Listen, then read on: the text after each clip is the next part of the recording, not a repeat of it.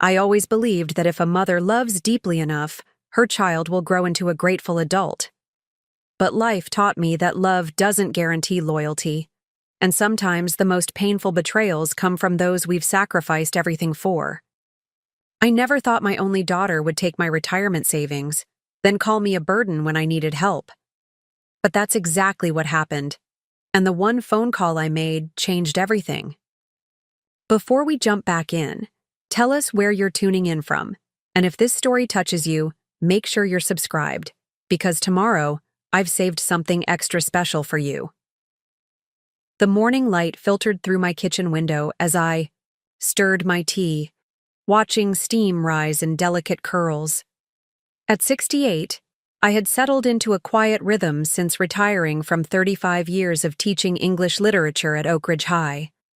My husband Daniel had been gone for 5 years now, his absence still a tender spot in my daily routine.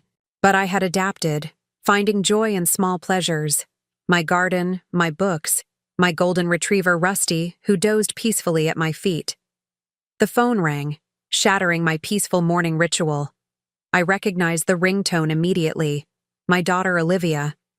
"Mom, it's me," she said, her voice tight with that familiar urgency that always preceded a request.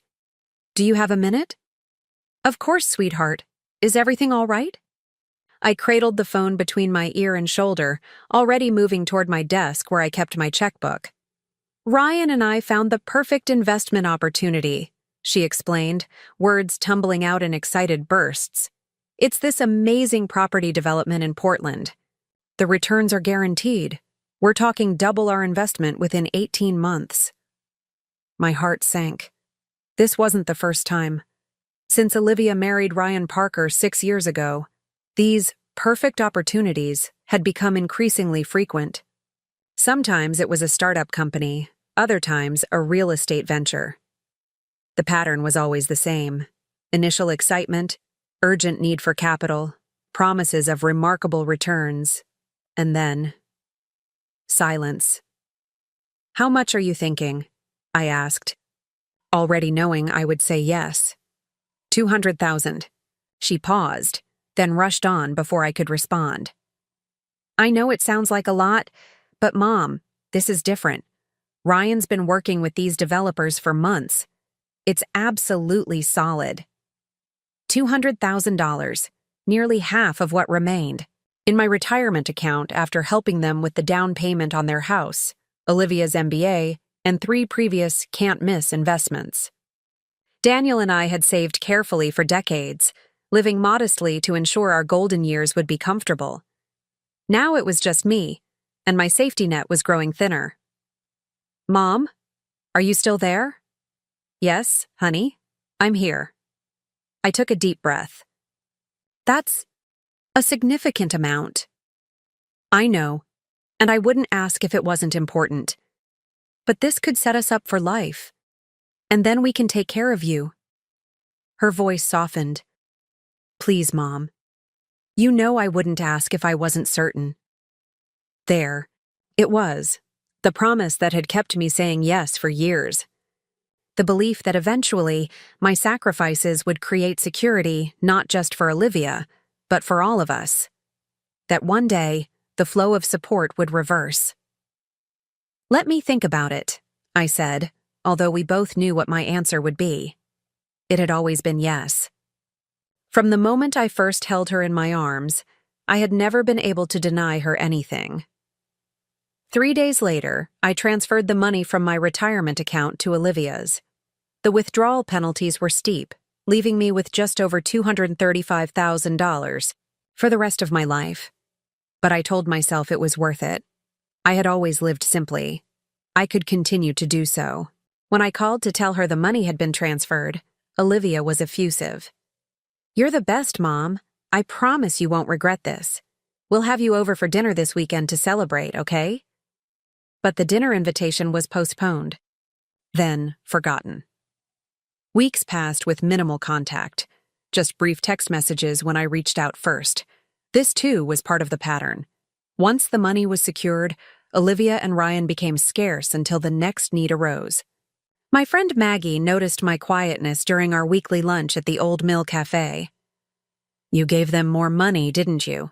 she asked directly, setting down her fork. I nodded, staring into my barely touched soup. "Martha, you can't keep doing this. What happens when there's nothing left?" "They're my family, Maggie. What else am I supposed to do?" Maggie reached across the table and took my hand. "Family works both ways. When was the last time Olivia asked how you were doing?" "When? Did she last offer help instead of asking for it?" I had no answer. The truth was, our relationship had become increasingly one-sided. My calls went to voicemail. Invitations to Sunday dinners were met with excuses. Yet still, I kept giving. Money, understanding, forgiveness. Because that's what mothers do, isn't it? 3 months after the investment transfer, I woke up disoriented, my left arm numb and my speech slurred. My neighbor found me when Rusty's persistent barking alerted her that something was wrong. I had suffered a mild stroke. The hospital stay was brief but frightening. The doctors were clear. I needed to reduce stress, take medication regularly, and have someone check on me during the first few weeks at home. Simple tasks had become challenging. Cooking, driving, even managing my medications required assistance. "Is there family who can help?" the discharge nurse asked kindly as she reviewed my aftercare instructions. "My daughter," I said with confidence. "She'll help." When I called Olivia from the hospital, her initial reaction seemed appropriate. Shock, concern, promises to come right away. But as the discharge date approached, excuses began. An important client meeting, Ryan's business trip, their house renovation. "Can't you hire someone, Mom? Just for a few weeks until you're back on your feet?" "The doctor recommended family," I explained, trying to keep the hurt from my voice. "And my insurance won't cover in-home care for this type of recovery."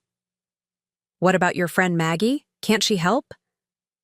"She's visiting her daughter in Arizona. She'll be gone for a month." Olivia sighed heavily.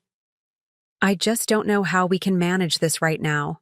We're in the middle of so many things." Something in her tone made me pause. This wasn't just inconvenience. There was resentment, as if my illness was an inconsiderate interruption of her life. "I wouldn't ask if I had other options, Olivia." I know. It's just difficult timing." Eventually, she agreed to pick me up from the hospital and stay for the weekend to get me settled. I felt pathetically grateful for even this meager accommodation. The ride home was tense. Olivia kept checking her watch, making business calls while I sat quietly beside her. When we arrived at my house, she helped me to the sofa, then immediately began making lists of things I would need. "I'll stock your fridge and set up your medications, but I really can only stay until tomorrow afternoon. I have a presentation Monday I can't miss." I nodded, too tired to argue. "Thank you for coming at all." Preparing and narrating this story took us a lot of time, so if you are enjoying it, subscribe to our channel. It means a lot to us. Now back to the story. That evening, while Olivia thought I was napping, I overheard her phone conversation with Ryan in the kitchen. "It's worse than I thought," she whispered harshly. "She can barely manage on her own, and the house is a mess. This could go on for months." A pause as Ryan responded. "I know, but what was I supposed to do? She's got hardly anyone else." "No, she can't come stay with us. Can you imagine? We'd never have a moment's peace." Another pause. "The irony is she just gave us that money, and now she needs constant care. If we'd known this was coming, we could have set some aside to hire help." My blood turned to ice. In the space of that conversation, I had transformed from mother to burden, an inconvenient responsibility they wished they could outsource. "Maybe we should look into those assisted living places," Olivia continued. "Some of them take Medicare or whatever." I couldn't bear to hear more. I rustled the throw blanket deliberately, announcing my wakefulness. Olivia appeared in the doorway immediately, her face arranged into a mask of concern that I now recognized as entirely artificial. "Hey, Mom, feeling any better? Can I get you anything?" I looked at my daughter, my beautiful, accomplished daughter for whom I would have done anything, and saw a stranger. "No, thank you. I'm fine." That night, as Olivia slept in the guest room, I lay awake wondering how we had arrived here. How the child I had poured my heart and soul into could speak of me with such callous detachment. Perhaps I had failed her in some fundamental way. Or perhaps I had succeeded too well, raising a woman so self-sufficient she saw no value in reciprocity. The next morning, Olivia organized my medications in labeled containers and filled the refrigerator with pre-made meals. She called a neighbor to check on me periodically and programmed emergency numbers into my phone. All practical, responsible actions performed with the efficiency of someone completing a tedious work assignment. "I've done everything I can to set you up for success," she said, already gathering her things to leave. "I really think you should consider some professional help, Mom. Your recovery could take a while, and Ryan and I just don't have the bandwidth right now." Bandwidth. Such a clinical word for filial duty. "I understand," I said quietly. "You have your own life." She looked relieved that I wasn't going to make this difficult. "Exactly, and we're just entering a critical phase with this investment. If it pays off the way we expect, maybe we can revisit the conversation then." As she headed for the door, I found myself asking, "Was there ever a real investment, Olivia? Or was that just another way to access my savings?" She froze, then turned slowly, her expression hardening. "What's that supposed to mean?" "I'm just wondering.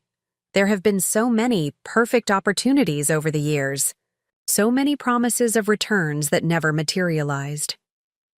"That's business, Mom. Not everything pans out, but this one will, if we're allowed to focus on it without distractions." Distractions. That's what I had become. "Of course," I murmured. "I wouldn't want to distract you from your success." After Olivia left, the house felt emptier than it ever had, even in the years since Daniel passed. Rusty sensed my despair, resting his graying muzzle on my lap as tears slipped silently down my cheeks. That afternoon, as I struggled to open my medication bottles with fingers that wouldn't quite cooperate, the stark reality of my situation became clear. I had given everything: my savings, my unconditional support, my unwavering belief, to someone who saw me as nothing more than an obligation, and an unwelcome one at that. I had spent decades teaching literature to teenagers, helping them understand the complex motivations of characters in classic novels. Yet somehow, I had failed to recognize the plot developing in my own life. The gradual erosion of a relationship until nothing remained but expectation on one side and resentment on the other. As darkness fell, I made a decision. If I was truly alone in this world, except for a daughter who saw me as a burden, then I needed to rebuild my life on new foundations. I could no longer afford the luxury of one-sided love. With trembling fingers, I reached for my phone and made the one call that would change everything. That night, I dialed a number I hadn't used in months. After 3 rings, a warm, steady voice answered. "Hello? Tom, it's Martha Kennedy." "Martha, what a surprise. It's been ages. How are you?" Thomas Callahan had been my colleague at Oak Ridge High School for over 20 years before he'd retired from teaching biology to pursue his medical degree. Now a retired physician, he volunteered at the community health clinic 3 days a week and ran the community garden project at Riverside Park. We'd developed a comfortable friendship over faculty lunches and school events, and after Daniel passed, Tom had checked on me regularly, bringing homemade soup and offering to help with household repairs. But when Olivia had made cutting remarks about that old man hanging around too much, I'd gradually let the connection fade, not wanting to create tension with my daughter. I've had better days, Tom, I admitted, my voice wavering slightly. What's happened? Are you all right? His concern was immediate and genuine. I hesitated, pride making it difficult to voice my situation. I had a mild stroke 3 days ago. Nothing too serious, but I'm having some difficulty managing on my own right now. Good God, Martha, why didn't you call sooner? Where are you? Now? Still at the hospital? No, I'm home. Olivia brought me back yesterday, but she had to leave. The silence on the other end spoke volumes. Tom had always been perceptive about my relationship with Olivia, offering gentle observations that I'd stubbornly ignored. I'll be there in 20 minutes, he said firmly. You don't need to. I do need to. And I want to. 20 minutes. Don't argue with me, Martha Kennedy. For the first time in days, I felt a flicker of relief. Thank you, Tom. True to his word, Tom arrived precisely 20 minutes later, carrying 2 canvas bags of groceries and a medical bag. Rusty greeted him with enthusiastic tail wagging, recognizing an old friend. Well, hello to you too, old fellow, Tom said, scratching behind Rusty's ears before turning his attention to me. His eyes softened with concern as he took in my appearance. You look exhausted, Martha. It's been a difficult few days, I admitted. Let's get you comfortable, and then we'll talk. Tom moved through my house with the quiet efficiency of someone accustomed to crisis management. He prepared a light dinner, organized my medications more effectively than Olivia had, and performed a basic neurological assessment, his touch professional but gentle. Your recovery is going well, he said, but you shouldn't be alone yet. Your blood pressure is still elevated, and those fine motor skills need monitoring. I sat at my kitchen table, watching as he put away the groceries he'd brought. There was something deeply comforting about his presence. No drama, no reluctance, just calm competence. I don't want to impose, I said quietly. Tom turned from the refrigerator, his expression stern but kind. Martha, in all the years I've known you, you've never imposed on anyone. If anything, you've let people impose on you far too often. He poured us both tea and sat across from me. Now, tell me everything. And so I did. I told him about the stroke, about Olivia's brief visit, and the conversation I'd overheard. I even admitted what I'd been hiding from everyone. How much money I'd given Olivia and Ryan over the years, and how little I had left. Tom listened without interruption, his weathered face revealing nothing but attentive concern. When I finished, he simply nodded. I suspected as much. Not the stroke, of course, but the situation with Olivia. Was it that obvious to everyone? But me? Only to those who care about you enough to pay attention. He took a sip of his tea. What do you need right now, Martha? Not what you think you should want, or what would inconvenience others the least. What do you actually need? The question caught me off guard. For so long, I'd filtered my needs through the lens of others' convenience. What would be easiest? For Olivia? What would cause the least disruption? What could I manage on my own to avoid being a burden? I need help, I said finally, the admission like a weight lifting. At least for a few weeks. I need someone to check on me, help with some daily tasks while I regain my strength. Tom nodded. I can do that. And we can arrange for others to fill in when I have clinic duties. Others? Martha, you've lived in this community for 40 years. You taught generations of kids, volunteered at the library, organized the annual book drive. Did you think nobody would step up if they knew you needed help? I felt a flush of shame. I didn't want to be a bother. That's the difference between you and Olivia, Tom said gently. You worry about bothering others, while she seems to consider it her birthright. The observation stung with its accuracy. She wasn't always like this, I said defensively, though even as the words left my mouth, I wondered if that were true. Had Olivia always been self-centered, and I'd simply refused to see it? Or had my enabling created this version of my daughter? People reveal themselves in crisis, Tom said. Now, here's what we're going to do. I'll stay in your guest room tonight. Tomorrow we'll set up a schedule with some of your former colleagues and neighbors. You focus on getting better, and we'll handle the rest. I can't ask people to— You're not asking. I'm organizing. Big difference. He smiled, the corners of his eyes crinkling. Just say thank you, Martha. The laugh that bubbled up surprised me. Thank you, Tom. That night, for the first time since my stroke, I slept deeply and without anxiety. The knowledge that someone was under my roof who genuinely cared about my well-being provided a comfort I hadn't realized I was missing. The next morning, I awoke to the scent of coffee and something delicious baking. I made my way cautiously to the kitchen to find Tom at the stove, Rusty sitting attentively at his feet. Ah, you're up. Perfect timing. The quiche is just about ready. You didn't have to cook breakfast, I said, settling into a chair. I know. I wanted to. He placed a slice of spinach quiche in front of me. Protein, vegetables, and comfort food all in one. Doctor approved. As we ate, Tom outlined his plan. He'd already called 4 of our former colleagues who were eager to help. They would rotate, checking in on me, bringing meals, and assisting with errands. Tom would stay for the first week, then transition to daily visits. People want to help, Martha. You just need to let them. His matter-of-fact kindness nearly brought me to tears. For so long, I'd convinced myself that Olivia was my only family, my only real connection.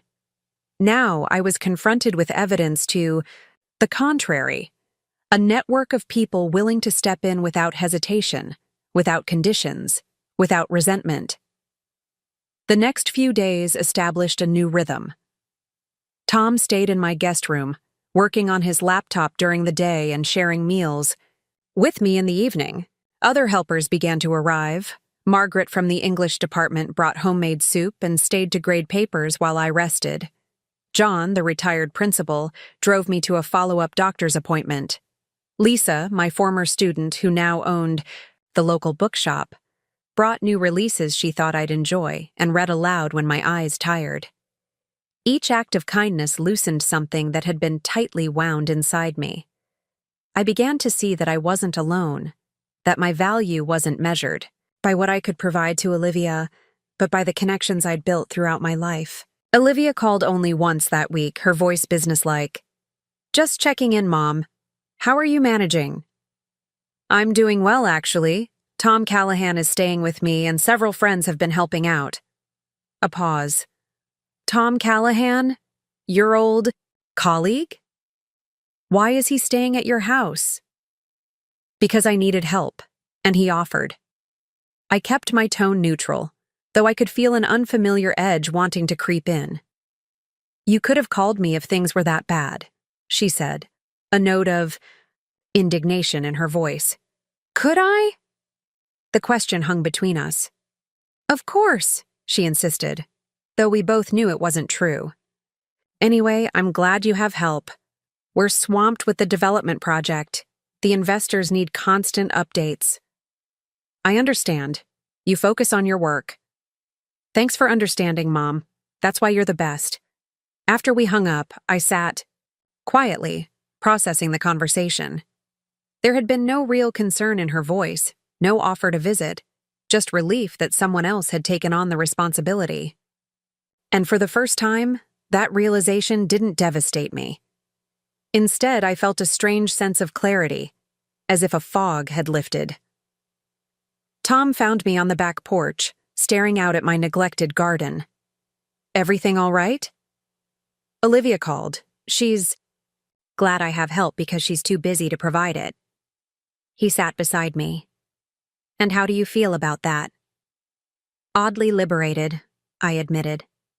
It's as if I've been given permission to see things as they really are, not as I wished they were. 10 days after my stroke, I received an unexpected visitor. Ryan, Olivia's husband, arrived unannounced, his expensive SUV gleaming in my driveway. Tom, who had just returned from his clinic duties, answered the door. "I'm here to see Martha," I heard Ryan say, his tone suggesting Tom was some sort of gatekeeper. "Come in," Tom replied simply. "She's in the sunroom." Ryan entered with the confident stride of someone accustomed to commanding attention. At 44, he was handsome in a polished way. Designer clothes, carefully styled hair, the kind of tan that came from leisure rather than labor. He'd always treated me with a surface charm that never quite reached his eyes. "Martha, you're looking better than I expected," he said, settling into a chair opposite me. Olivia was worried. Was she? I kept my voice mild. "It's been nearly 2 weeks since I've heard from her." Ryan waved his hand dismissively. "You know how she gets when she's in project mode. Single-minded focus. It's what makes her so successful." Tom quietly excused himself, giving us privacy while remaining within earshot in the kitchen. Ryan watched him go with narrowed eyes. "So you've got yourself a live-in caretaker now? Cozy arrangement?" The insinuation was deliberately provocative. In the past, I would have rushed to explain, to justify. Now, I simply regarded him steadily.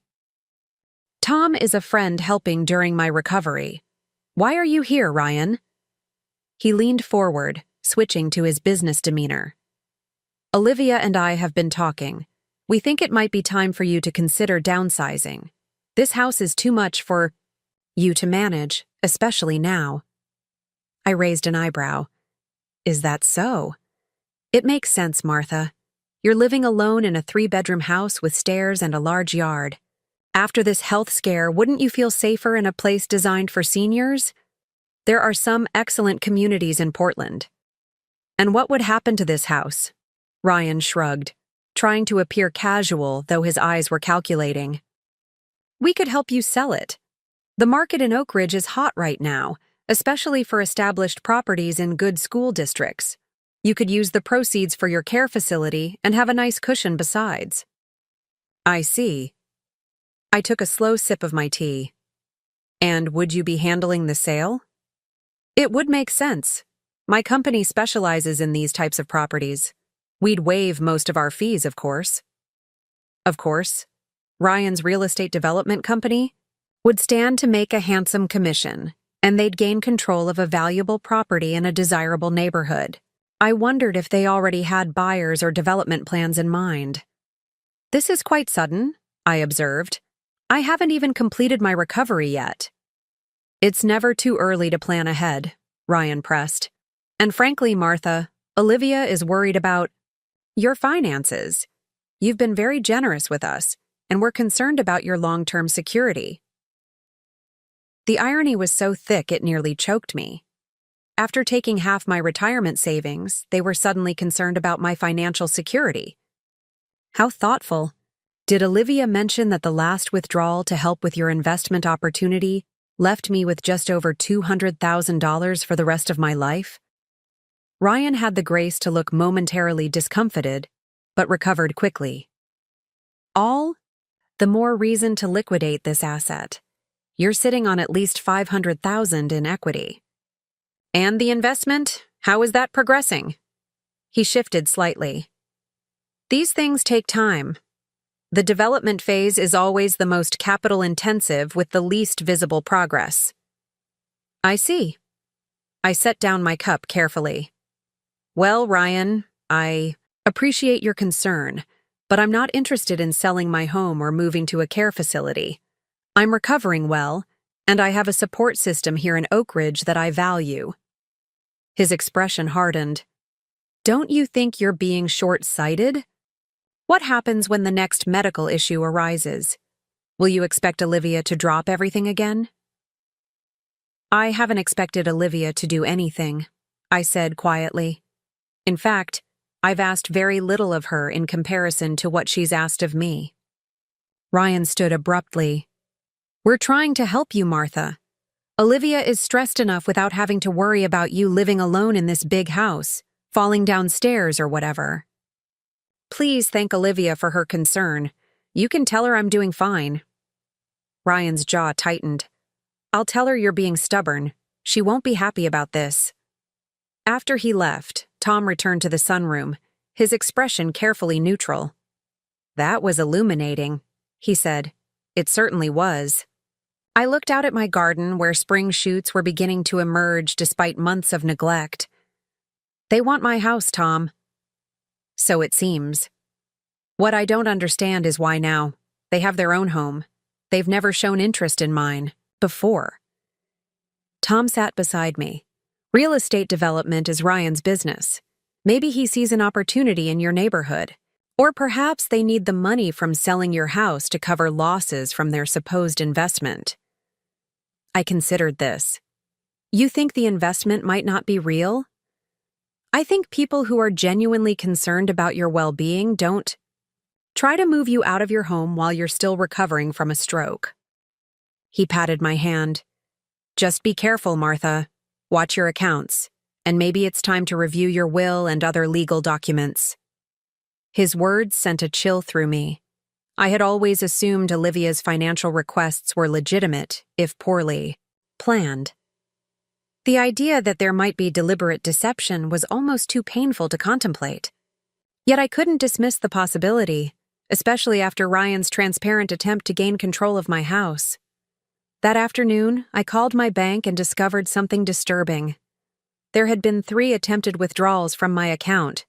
In the past week, all denied due to incorrect password attempts. Someone had been trying to access my money. The bank representative helped me change all my security information and put additional protections on my accounts. As I hung up, I felt a hollow ache in my chest. Not just betrayal, but calculated exploitation from my own daughter. It's worse than we thought, I told Tom that evening. Someone tried to access my accounts multiple times last week.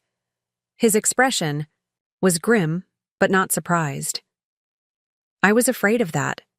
After your stroke, when Olivia was here, did she have access to your personal papers, computer, phone? I thought back to those confusing days. She organized my medications, did some grocery, shopping, and she helped me pay a few bills online because my hands weren't steady enough. She would have seen my passwords then. Tom's silence spoke volumes. I don't want to believe it, I whispered. I know you don't. Nobody wants to believe their child could betray them this way. In that moment, the full weight of what was happening crashed down on me. My own daughter, whom I had sacrificed for, supported, and loved unconditionally, had not only abandoned me in my time of need, but was actively trying to take what little I had left. The pain was almost physical, a crushing pressure that made it difficult to breathe. What did I do wrong, Tom? How did I raise someone capable of this? He moved to sit beside me, his voice gentle but firm. This isn't about your parenting, Martha. Some people simply develop a sense of entitlement that no amount of good parenting can prevent. Olivia has made her choices. The question now is, what choices will you make? I looked at him, this kind man who had stepped in without hesitation when I needed help. I don't know. I've never been good at confrontation. This isn't just about confrontation. It's about protection. Protecting yourself, your future, your dignity. He was right, of course. For too long, I had avoided difficult conversations. With Olivia, making excuses for her behavior, enabling her demands rather than setting boundaries. I had told myself it was what mothers do, sacrifice without limits, love without conditions. But perhaps true maternal love required something different. The courage to see clearly, to establish boundaries, to require respect. I need time to think, I said finally. Tom nodded. Take all the time you need. I'm not going anywhere. That night, sleep eluded me. I lay awake, my mind cycling through years of memories, searching for the moment when things had gone wrong. There had always been signs. Olivia's childhood tantrums when she didn't get her way, her teenage dismissal of household rules, her adult expectation that financial support was her due rather than a gift. I had interpreted these behaviors as phases, as normal developmental challenges, as the natural friction between parent and child. Now I wondered if they had been warnings I'd chosen to ignore. By morning, I had made a decision. I would no longer enable behavior that harmed me, no matter who it came from. I would protect what remained of my life and resources. And I would reclaim my sense of self-worth, which had become so entwined with my daughter's approval that I'd lost sight of its independent value. Over breakfast, I shared my thoughts with Tom. "I'm going to confront Olivia and Ryan," I said, my voice steadier than I expected. Not with anger or accusations, but with clarity. I need to establish boundaries and make my expectations clear. Tom studied me over his coffee mug. "Are you sure you're ready for that conversation? It won't be easy."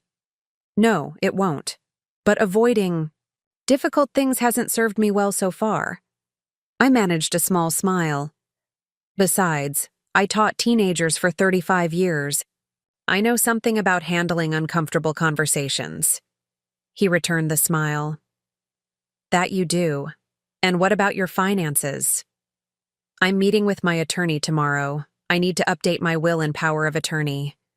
And I'm going to check into that investment Olivia and Ryan claim to make with my money, if it doesn't exist." I couldn't finish the sentence. "If it doesn't exist, you'll decide what to do then," Tom said gently. "One step at a time." That afternoon, I called Olivia and asked her and Ryan to come for dinner the following week. I kept my tone light, giving no indication of what I intended to discuss. Olivia seemed surprised but agreed readily enough. "Is everything okay? Mom, you sound different." "I'm feeling much better," I said truthfully. "My recovery is progressing well. I thought it would be nice for us to catch up properly." "Great! We'll bring wine. Is Thursday good?" "Thursday is perfect." After hanging up, I turned to Tom, who had been pretending not to listen from across the room. "They're coming Thursday evening. Do you want me to make myself scarce?" I considered this. Part of me wanted his steady presence for support, but another part recognized that this conversation needed to happen without an audience. "Yes, I think that would be best. But would you mind being nearby? Perhaps you could take Rusty for a walk and come back after they've gone?" "Of course." He hesitated, then added, "Martha, no matter what happens on Thursday, remember that you're not alone in this. You have people who care about you, who value you for exactly who you are." His words touched something deep within me, a wound that had been festering for longer than I cared to admit. In my single-minded focus on being a good mother to Olivia, I had neglected other relationships, other sources of joy and meaning. I had allowed my world to narrow until my daughter's approval became the primary measure of my worth. No more. Whatever happened on Thursday, I was reclaiming my life. The stroke that had initially seemed like the beginning of the end was revealing itself to be something else entirely, a painful but necessary awakening. The days leading up to Thursday passed with surprising swiftness. My physical strength continued to improve, the slight drag in my left foot diminishing, my hand coordination returning to normal, my speech clear and steady. But it was the internal transformation that felt most significant. With each passing day, I found myself standing a little straighter, speaking a little more directly, and most importantly, thinking more clearly about what I wanted for my remaining years. My meeting with Patricia Winters, my attorney, proved enlightening. A sharp-minded woman in her 50s with whom I'd had only occasional contact over the years, she listened with increasing concern as I explained my situation. "Martha, I wish you'd come to me sooner," she said, removing her reading glasses. "These financial emergencies from Olivia have established a pattern that could be difficult to address legally." "I'm not looking to take legal action against my daughter," I clarified. "I just want to protect what I have left." "Of course." She nodded. Let's start by reviewing your current will and making necessary updates. As she pulled up my file on her computer, she continued, I also recommend we establish a durable power of attorney that specifically excludes Olivia and Ryan. This will ensure they can't make financial or medical decisions for you if you become incapacitated again. The suggestion sent a pang through my heart. How had we reached this point, where I needed legal protection from my own child? Who would you recommend as an alternative? I asked. Is there someone you trust implicitly? A sibling, perhaps? Or a close friend? My thoughts immediately went to Tom, whose steady support had become my anchor. But I hesitated to place another burden on him. I'll need to think about it, I said. Patricia nodded understandingly. Take your time, but don't wait too long, Martha. The attempted account access you mentioned is concerning. Before leaving her office, I had one more question. Patricia, is there any way to investigate whether an investment actually exists? Olivia and Ryan claim to be putting my money into a property development in Portland. She tapped her pen thoughtfully. I have contacts in real estate law who could make discreet inquiries. If you have any documentation, emails, prospectus materials, anything with specific details, that would help. I didn't. Olivia had provided nothing in writing, and I'd never asked. Another painful realization of my own complicity in this situation. I'll see what I can find out regardless, Patricia assured me. It would be helpful to know whether we're dealing with poor investment choices or potential fraud. The word fraud hung in the air between us. I couldn't bring myself to respond. That evening, Tom and I sat on my back porch, watching as the setting sun painted the sky in shades of pink and gold. Rusty dozed at our feet, occasionally twitching in his dreams. Patricia suggested I assign medical and financial power of attorney to someone other than Olivia, I said, breaking our comfortable silence. Tom nodded. That seems wise given what's happened. I was wondering, I hesitated, suddenly uncertain. Would you consider taking on that responsibility? It's a lot to ask, I know. He turned to face me, his expression serious. It's not too much to ask, Martha. I'd be honored. Though I hope it won't be necessary for many years to come. Relief washed over me. Thank you.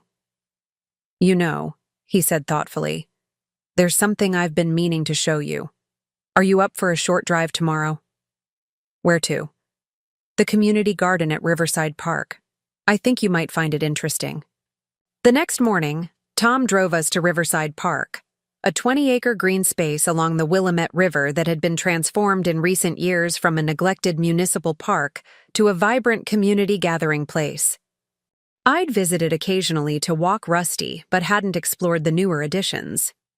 As we followed a winding path, the community garden came into view, a patchwork of raised beds bursting with early spring vegetables, flowering herbs, and young fruit trees. People of all ages worked among the greenery, some weeding, others planting seedlings or adjusting irrigation systems. This is impressive, I remarked. When did all this happen? About 3 years ago, the city donated the land, local businesses contributed materials, and volunteers did the rest. Tom guided me toward a large section at the far end where several older adults were working together. This is what I wanted to show you specifically. A woman in her 70s looked up from her gardening and broke into a wide smile. Tom, you finally brought her. Martha, this is Eleanor Simmons, our garden coordinator. Eleanor, this is Martha Kennedy. Eleanor removed her gardening gloves and extended a soil-dusted hand. The famous Martha. Tom's told us so much about you. He has? I shot Tom a questioning glance, but he just smiled enigmatically. Oh, yes. Former English teacher, book lover, makes the best lemon bars in Oak Ridge. We've been hoping you'd join us. I was momentarily lost for words. Join you?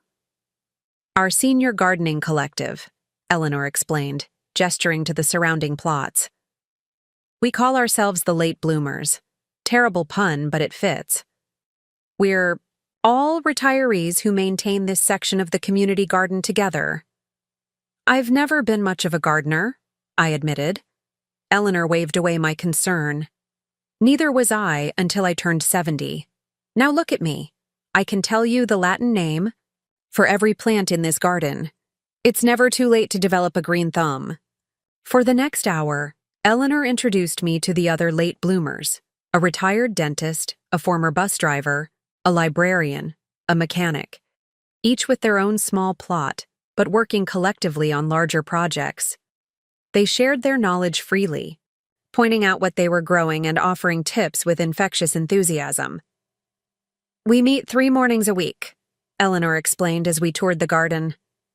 It's part therapy, part social club, part exercise program, and in the summers, we donate most of our harvest to the food bank. As we prepared to leave, Eleanor pressed a small envelope into my hands. Seeds from my heritage tomatoes. They're nearly foolproof. Think about joining us, Martha. We could use another book lover in the group. Too many science types as it is. She winked at Tom. In the car driving home, I opened the envelope, examining the tiny seeds that held so much potential. Why did you bring me here? I asked Tom. Because recovering from your stroke isn't just about regaining physical strength. It's about rebuilding your life, finding community, purpose, joy. He glanced at me. And because I've watched you, staring at your neglected garden every day, clearly wanting to do something with it but not quite ready to start. I smiled, touched by his observation. You notice a lot. I notice you, he replied simply. Wednesday evening, I began preparing for Olivia and Ryan's visit. I cleaned the house, though it was already tidy thanks to Tom's help. I planned a simple but elegant meal. Roast chicken with vegetables, fresh bread, and apple tart for dessert.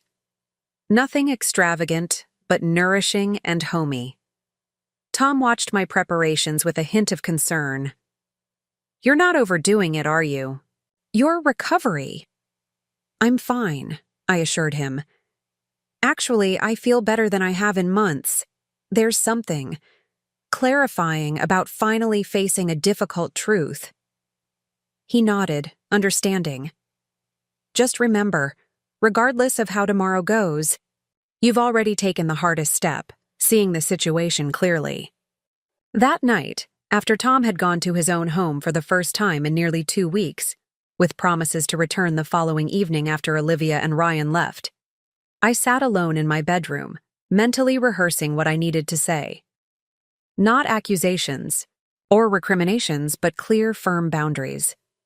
I wouldn't let emotion derail the necessary conversation.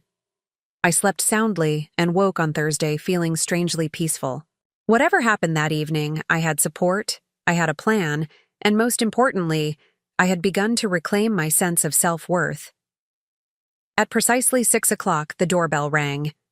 I straightened my shoulders, took a deep breath, and opened the door to my daughter and son-in-law. "Mom!" Olivia exclaimed, embracing me with her usual performative enthusiasm. "You look so much better." Ryan stood behind her, holding an expensive bottle of wine. "Martha, good to see you up and about." I invited them in, accepting the wine, with appropriate gratitude. As we settled in the living room, I noticed Olivia glancing around, perhaps looking for signs of Tom's presence. "Your friend isn't here?" she asked, her tone carefully neutral. "Tom? No, he's giving us privacy for dinner. He's been a tremendous help during my recovery." "I'm sure he has," Ryan commented with a subtle smirk. I chose to ignore the insinuation. "Dinner's almost ready. Would you like a glass of wine while we wait?" Over the meal, conversation remained superficial. Olivia talked about work challenges, Ryan discussed market trends, and I listened attentively, waiting for the right moment. They seemed relaxed, unaware of my internal resolve. As I served dessert, Olivia finally broached the subject I'd been expecting. "Mom, did Ryan mention our idea about looking into retirement communities? We've been researching, And there's a lovely place in Portland called Lakeside Gardens. It's like a resort. Pool, activities, medical staff on site. He mentioned it, I said evenly. It's not something I'm interested in at the moment. Olivia exchanged a quick glance with Ryan. I think you should at least consider it. After your stroke? My recovery is going well, I interrupted gently. My doctors are pleased with my progress. But what about the next time? Ryan interjected. You were lucky this time, Martha. What if you're alone when something more serious happens? That's a concern for many people my age, I acknowledged. But moving to an assisted living facility isn't the only solution. What's your alternative? Olivia asked, a hint of impatience creeping into her voice. I took a sip of water, gathering my thoughts. I've been making some changes, establishing a local support network, modifying my home for safer living, reviewing my legal and financial arrangements. Ryan's attention sharpened. Financial arrangements? Yes. I met his gaze steadily. I met with my attorney this week to update my will and power of attorney documents. Silence fell over the table. Olivia recovered first, her smile tight. That's proactive of you, Mom. Is everything okay? Actually, Olivia, everything is not okay. I folded my hands in my lap, keeping my voice calm. And that's what I wanted to discuss with you both tonight. The atmosphere in the room shifted palpably. Ryan straightened in his chair, while Olivia's expression cycled rapidly between confusion and wariness. I've been reflecting on our relationship over the past few years, I continued. Specifically, the financial support I've provided and what seems to be an imbalance in our family dynamic. What are you talking about? Olivia demanded, her voice rising slightly. I'm talking about the $200,000 I transferred to you 3 months ago and the numerous other financial gifts before that. I'm talking about the attempted withdrawals from my account after my stroke. I'm talking about your husband's suggestion that I sell my home for reasons that seem more beneficial to you than to me. Ryan's face hardened. That's completely unfair, Martha. We're thinking about your welfare. Are you? I kept my gaze steady. Then perhaps you can explain the investment you claim to make with my money, the property development in Portland that would double returns within 18 months. My attorney hasn't been able to find any record of such a development. The color drained from Olivia's face. You had no right to investigate our business dealings. I have every right to know where my retirement savings went, especially when it represents nearly half of what I have to live on for the rest of my life. Ryan leaned forward, voice lowered as if sharing a confidence. Martha, real estate development is complex. The paperwork doesn't always reflect the actual projects in progress. If you'd asked, we would have explained. I'm asking? Now, I said simply. A heavy silence fell. Olivia and Ryan exchanged glances, some unspoken communication passing between them. Fine, Olivia said finally, her tone brittle. The development project hit some complications. The initial investors pulled out, and we had to use the capital to cover existing commitments. You lost the money, I translated. We didn't lose it, Ryan interjected quickly. It's tied up in other investments. These things take time to mature. I nodded slowly. And the attempted withdrawals from my account after my stroke? Were those also investments? Olivia's expression hardened. Are you accusing us of trying to steal from you? I'm asking for an explanation. This is ridiculous, Olivia pushed back from the table. We've done nothing but try to help you, and you're treating us like criminals. I maintained my composure despite the pain lancing through my heart. I don't think you're criminals, Olivia. I think you're my daughter and son-in-law who have developed a pattern of behavior that isn't healthy for any of us. What's that supposed to mean? Ryan demanded. It means that I've enabled a situation where my resources, financial and emotional, flow in one direction without reciprocity. It means that when I truly needed help, your response was to consider me a burden rather than family. And it means that things need to change. Olivia stood, her face flushed with anger. So that's it? You're cutting us off because I couldn't. Drop everything to take care of you because we had one failed investment? I rose as well, keeping my voice measured. I'm establishing boundaries, Olivia. I will always be your mother, and I will always love you. But I can no longer be your financial safety net or your contingency plan. This is about him, isn't it? Olivia's voice turned accusatory. That old man who's moved himself into your life, he's turned you against us. Tom has nothing to do with this decision, I said firmly. He's simply shown me what genuine care looks like, help offered freely, without resentment or ulterior motives. Ryan scoffed. And you don't think he has ulterior motives? A single man spending all this time with a vulnerable widow who owns her home outright? The suggestion might have wounded me weeks ago. Now it merely revealed how little they understood about authentic relationships. Not everyone measures connections in terms of what they can gain, Ryan. I turned to my daughter, whose familiar features were contorted with a mix of anger and something that might have been fear. Olivia, I want us to rebuild our relationship, but it has to be on new terms, mutual respect, honesty, reasonable expectations. What about the money? Ryan demanded bluntly. The $200,000 you invested with us. Are you expecting that back? I hadn't thought I could still be surprised by their audacity, but this question momentarily left me speechless. Yes, I said finally. I expect you to return what you can. We can work out a payment plan if necessary. Olivia laughed, a harsh sound without humor. You're really doing this? Treating your own daughter like a debtor? No, I'm treating my adult daughter like an adult, with adult responsibilities and consequences. Ryan's expression had shifted to cold calculation. And if we don't have the money to return? Then we'll address that reality honestly, I replied. But regardless of the financial outcome, my other boundaries remain firm. No more emergency requests for money. No pressure to sell my home. No attempts to access my accounts. Or what? Olivia challenged. You'll sue your own daughter? Cut me out of your will. I hope it won't come to legal action, I said quietly.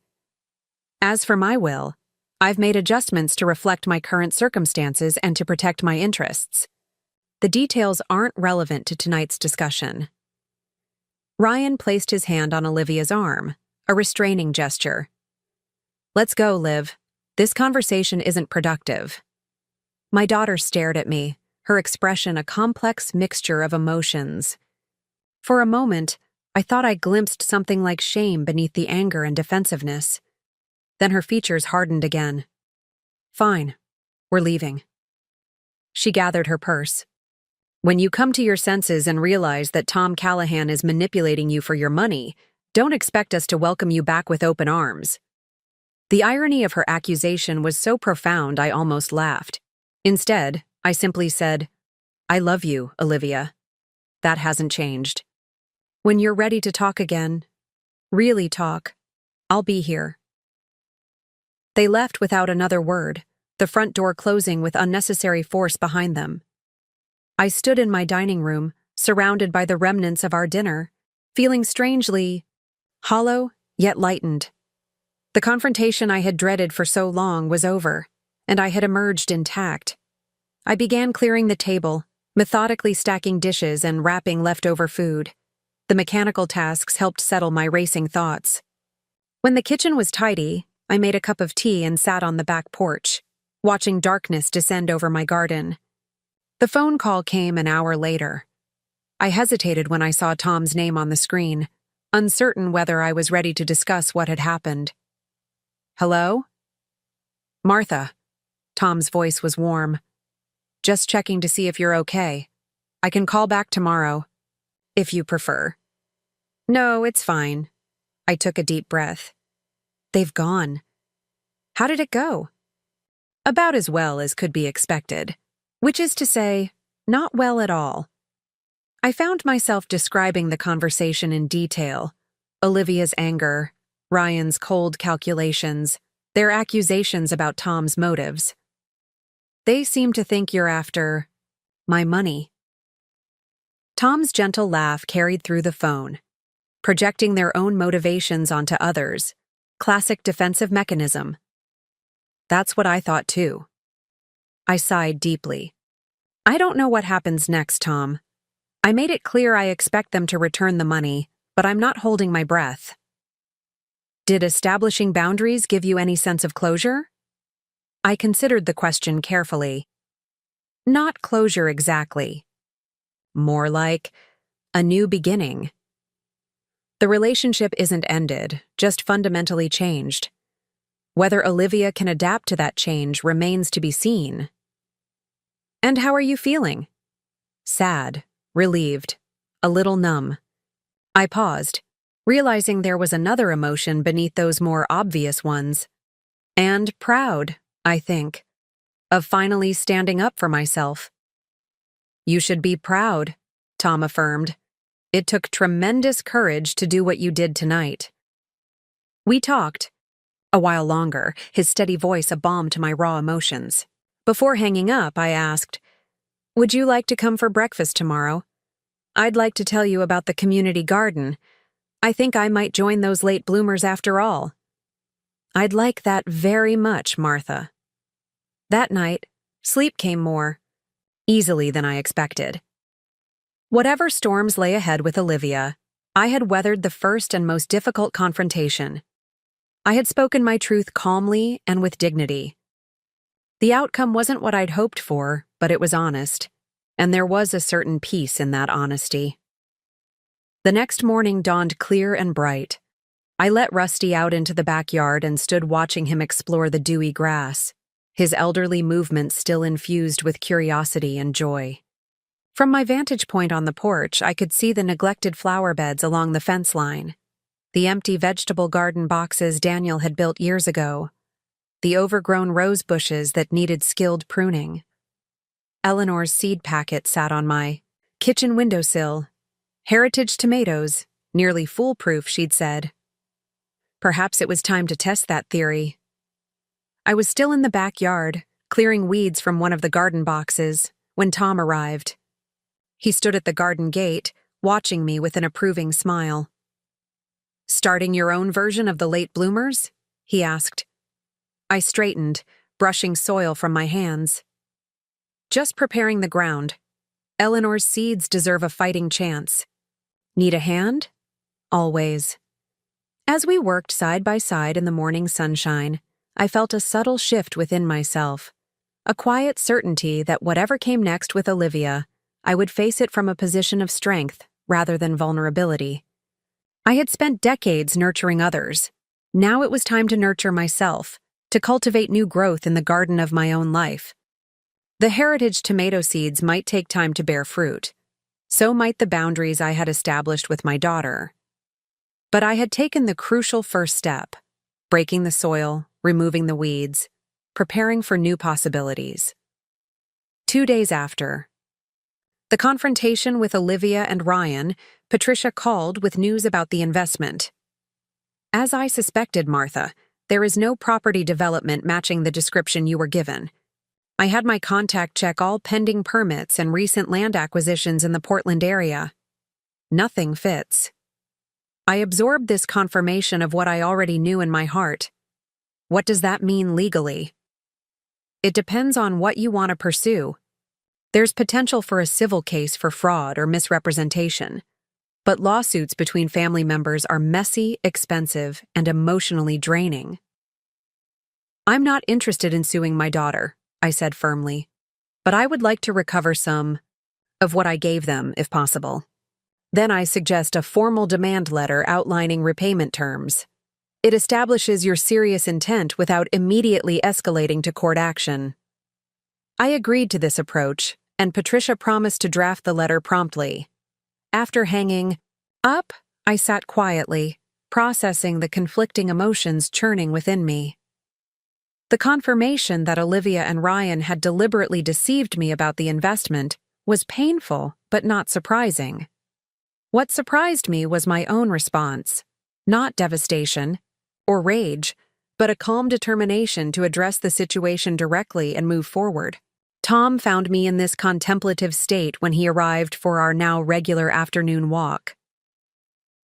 "Patricia confirmed there's no investment," I told him as we strolled through the neighborhood, Rusty ambling contentedly beside us. "She's sending a formal demand letter for repayment." "How do you feel about that?" "Like I'm finally treating the situation with appropriate seriousness," I replied. "For too long, I've acted as if Olivia's financial requests were just an extension of childhood allowances. But these are substantial sums that impact my ability to live independently as I age." Tom nodded. "Your security matters, Martha." "It does," I agreed, the simple statement feeling like a small revolution. "And so does my happiness." A week passed with no response from Olivia or Ryan. I tried not to let their silence consume my thoughts, focusing instead on my continuing recovery and my budding garden project. The formal demand letter from Patricia went out by certified mail, requiring a signature upon delivery. 3 days later, she confirmed it had been received, but still nothing from my daughter. "Should I be worried about the silence?" I asked. Tom, as we worked together planting Eleanor's tomato seedlings in the newly prepared garden beds. "I'd say it's predictable," he replied, carefully patting soil around a fragile stem. "They're probably discussing their options, possibly consulting their own attorney."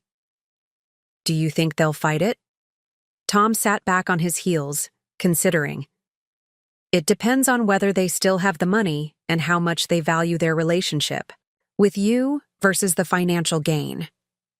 I nodded, trying to accept the painful reality that my daughter might choose money over our relationship. "I keep wondering where I went wrong, Tom. How did I raise someone who could do this?" "Martha," he said gently, "you're still approaching this as if Olivia's behavior is a reflection of your parenting. Some people make selfish choices regardless of how they were raised. Look at siblings from the same household. Often one turns out compassionate and responsible while another becomes manipulative or entitled." "I suppose," I conceded, "it's just hard not to feel responsible."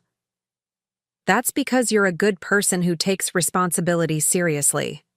He smiled, the corners of his eyes crinkling. "Now, hand me that watering can. These little plants need a good drink to settle in." As April gave way to May, I established new rhythms in my life. 3 mornings a week, I joined the late bloomers at the community garden, where Eleanor and the others welcomed me with warmth and practical gardening advice. I started volunteering at the library one afternoon a week, leading a reading group for seniors. My recovery progressed to the point where my doctors reduced my follow-up visits to monthly check-ins. Tom remained a steady presence, though we'd transitioned from his stay in my guest room to regular shared activities: morning walks with Rusty, working in my garden, occasional dinners either at my house or his small but charming bungalow on the other side of town. Our relationship evolved naturally, neither of us feeling the need to define it with labels. Just as I was beginning to accept that Olivia might never respond to the demand letter, my phone rang one evening. Ryan's name appeared on the screen. I braced myself before answering. "Hello, Ryan." "Martha." His voice held none of its usual, smooth confidence. "We need to talk about this letter from your attorney." "Yes, we do." "Look, we don't have the money. Not all of it anyway. The markets have been volatile, investments underperforming. You know how it is." I kept my tone neutral. "I understand financial difficulties, Ryan. That's why Patricia suggested a payment plan." He cleared his throat. "The thing is, Martha, we're not in a position to start repayments right now. Maybe in 6 months, or—" "What happened to the money, Ryan?" I interrupted, my patience wearing thin. $200,000 doesn't simply disappear. A pause. We had some unexpected expenses. Such as? Is this really necessary? Drilling down into our personal finances? When those finances include a substantial portion of my retirement savings, yes, it's necessary. Ryan sighed heavily. Fine. We put a deposit on a vacation property in Bend. The real estate market there is booming, and we needed to move quickly. Then Olivia wanted to renovate parts of our house, and there were some outstanding credit card debts that needed clearing. I absorbed this information silently. My retirement savings, carefully accumulated over decades of modest living and conscientious saving, had funded their luxury purchases and debt clearance. Not investments, not emergencies, just lifestyle enhancements. I see, I said finally. And the vacation property in Bend. How much equity do you have in it? Martha, you can't seriously expect us to sell property to repay you. That's not how family works. The irony was so profound I almost laughed. Actually, Ryan, that's exactly how responsibility works, family or otherwise. You took money under false pretenses and spent it on luxury items. Now you have an obligation to make it right. Olivia said you'd be difficult about this. His tone hardened. What exactly are you planning to do? Sue your own daughter? Take us to court? I'm planning to hold you accountable, I replied steadily.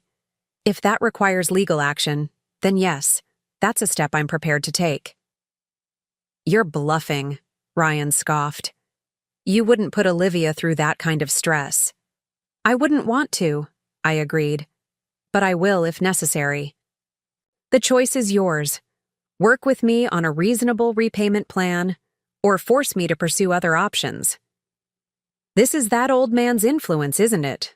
Tom, whatever his name is, he's turned you against us. Tom has nothing to do with this decision, I said firmly. This is about basic integrity and taking responsibility for your actions.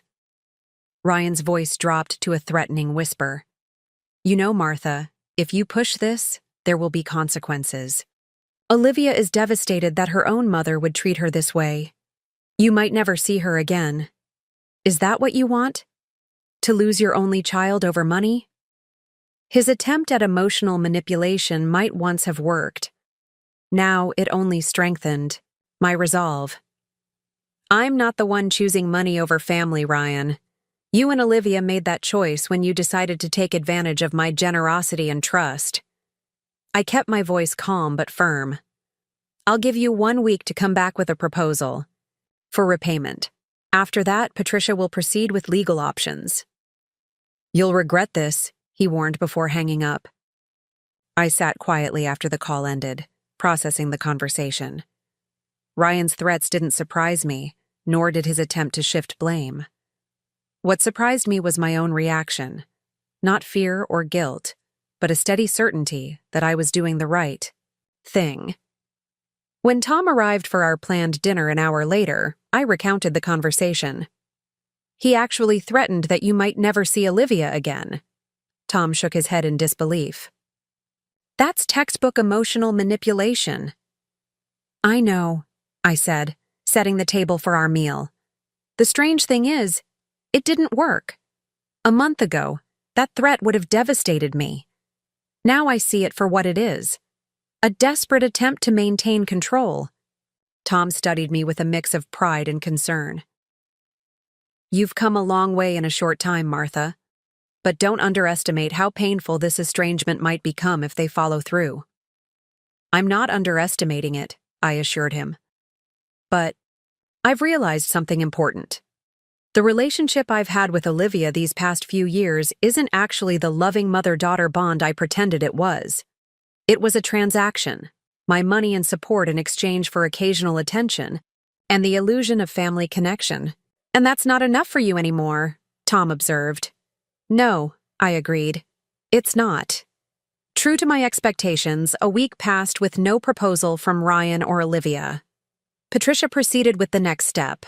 A more formal legal notice outlining the consequences of non-repayment, including potential litigation. The response came swiftly this time, in the form of a letter from their attorney. The contents were as cold as they were calculating. They acknowledged receiving funds but characterized them as gifts rather than investments, cited my history of financial support as establishing a pattern of gifting, and questioned my mental competence given my recent stroke.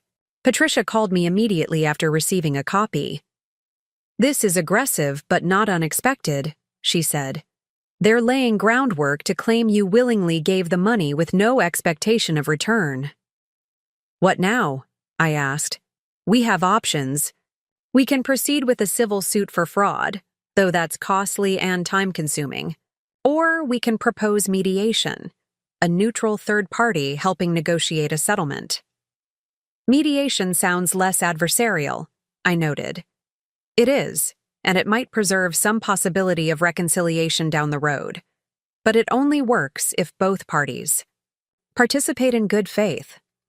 After careful consideration, I chose to pursue mediation. Patricia arranged for a respected retired judge to serve as mediator, and a date was set for early June, nearly 3 weeks away. During this period of waiting, I threw myself into my garden and community activities with renewed vigor. The physical work of gardening provided an outlet for my anxieties, while the camaraderie of the late bloomers offered emotional support without the need for detailed explanations. Eleanor, with her direct manner and sharp insights, became a particular friend. One morning, as we worked side by side transplanting seedlings, she asked the question most people tactfully avoided. "So, trouble with your daughter, is it?"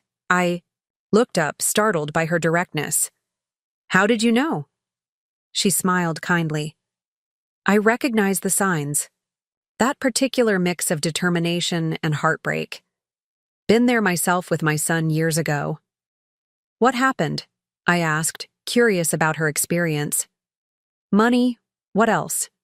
He got involved with a woman who saw him as a meal ticket to my bank account." She continued planting as she spoke, her gnarled hands working with practiced efficiency. "When I finally said no, they both turned nasty. Didn't speak to me for nearly 4 years." "4 years," I echoed, the prospect of such a long estrangement hitting me hard. "How did you cope?" "By building a life that wasn't centered around waiting for his return," she said simply. "I traveled, made new friends, started this garden, found purpose that had nothing to do with being somebody's mother." She patted the soil around a delicate herb seedling. "When he finally came back, after she left him, of course, I was glad to see him, but I was no longer desperate for his approval." Her words resonated deeply.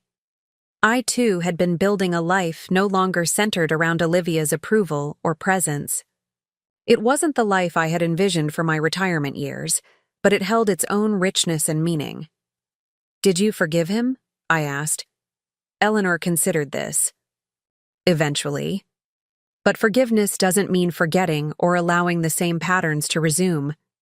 We have a relationship now, but with clearer boundaries. He knows certain topics are off limits, especially financial ones."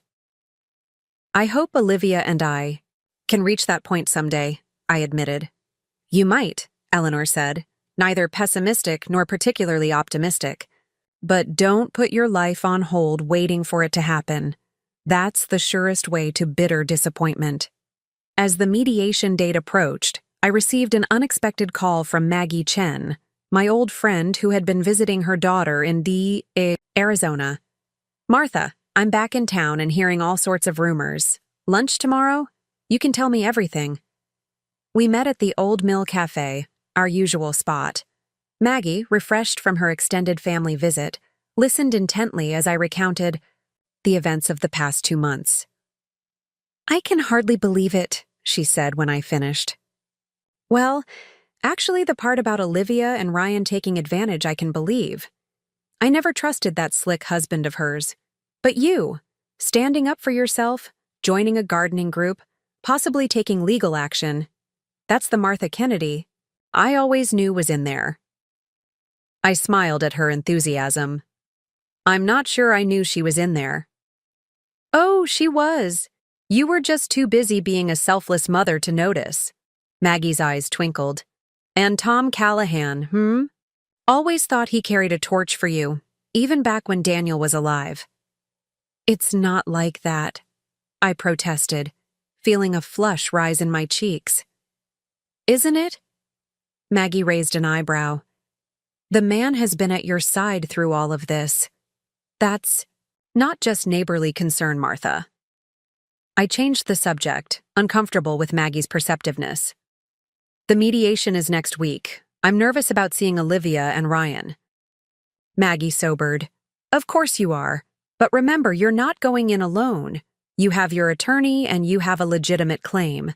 More importantly, you have your dignity and self-respect. The morning of the mediation arrived warm and clear. I dressed carefully in a simple navy dress that conveyed seriousness without severity. Tom drove me to the mediator's office, a neutral space in a downtown professional building. I'll be right here when you finish, he promised, giving my hand a reassuring squeeze. No matter how it goes in there, remember that you've already won the most important battle, reclaiming your independence. The mediator, Judge Caroline Winters, was a composed woman in her 60s with keen eyes and a no-nonsense manner. She explained the process clearly.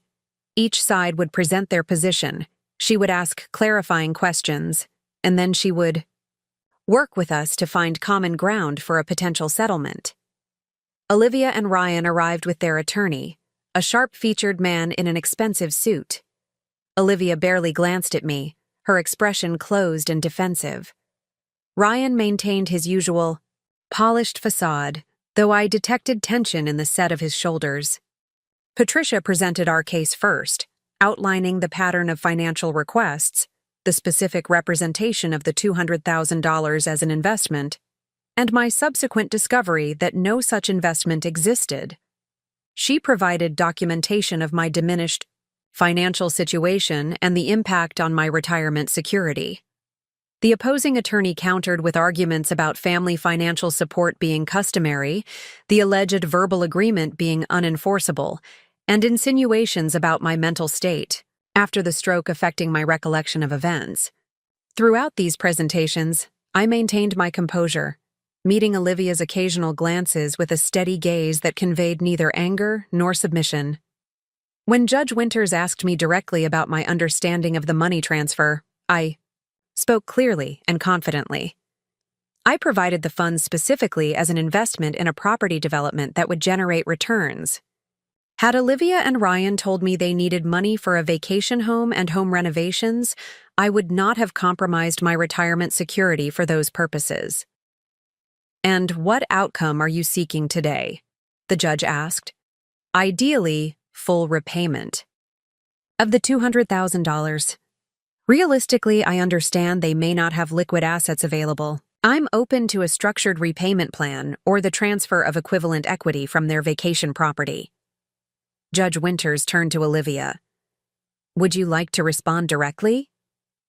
Olivia hesitated, then nodded stiffly. My mother has always supported me financially. That's the relationship we've had. She never asked for repayment before. Not for college, not for my wedding, not for our house down payment. This sudden change feels like she's choosing her new boyfriend over her own daughter. The reference to Tom as my boyfriend was clearly intended to diminish both him and our relationship, but I refused to be baited. The difference, I replied calmly, is that those previous gifts were given freely, with full knowledge of their purpose. This transfer was based on a specific representation about an investment opportunity that didn't exist. The judge nodded thoughtfully, then addressed Ryan. Sir, do you dispute that you characterized this request as an investment in a specific development project? Ryan shifted uncomfortably. I may have mentioned potential investment opportunities in Portland. Martha might have misunderstood the specific allocation of funds. Is that your recollection, Ms. Kennedy? Judge Winters asked me. No, I said firmly. The conversation was explicit. Olivia called requesting funds for the perfect investment opportunity, a property development in Portland with guaranteed returns within 18 months.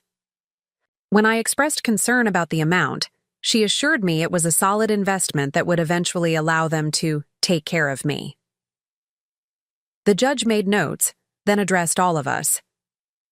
I'm going to speak with each party separately now to explore settlement possibilities. The separate conversations revealed the core issues quickly. In private, Ryan admitted they had spent most of the money and could not make immediate repayment. Their attorney suggested a nominal settlement of $50,000 payable over 5 years, essentially offering me 25 cents on the dollar. Patricia dismissed this as inadequate, countering with a demand for the full amount plus interest, secured by a lien against their vacation property.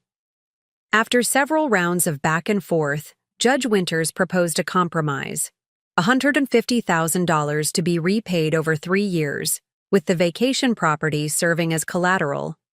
If payments were missed, I would have the right to force a sale of the property to recover the remaining balance. It's less than you deserve, Patricia whispered to me, but it's enforceable and substantial. I nodded my agreement.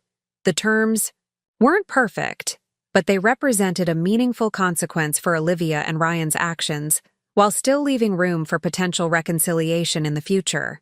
When Judge Winters presented the proposal to both parties together, Ryan's face darkened with anger, but he remained silent.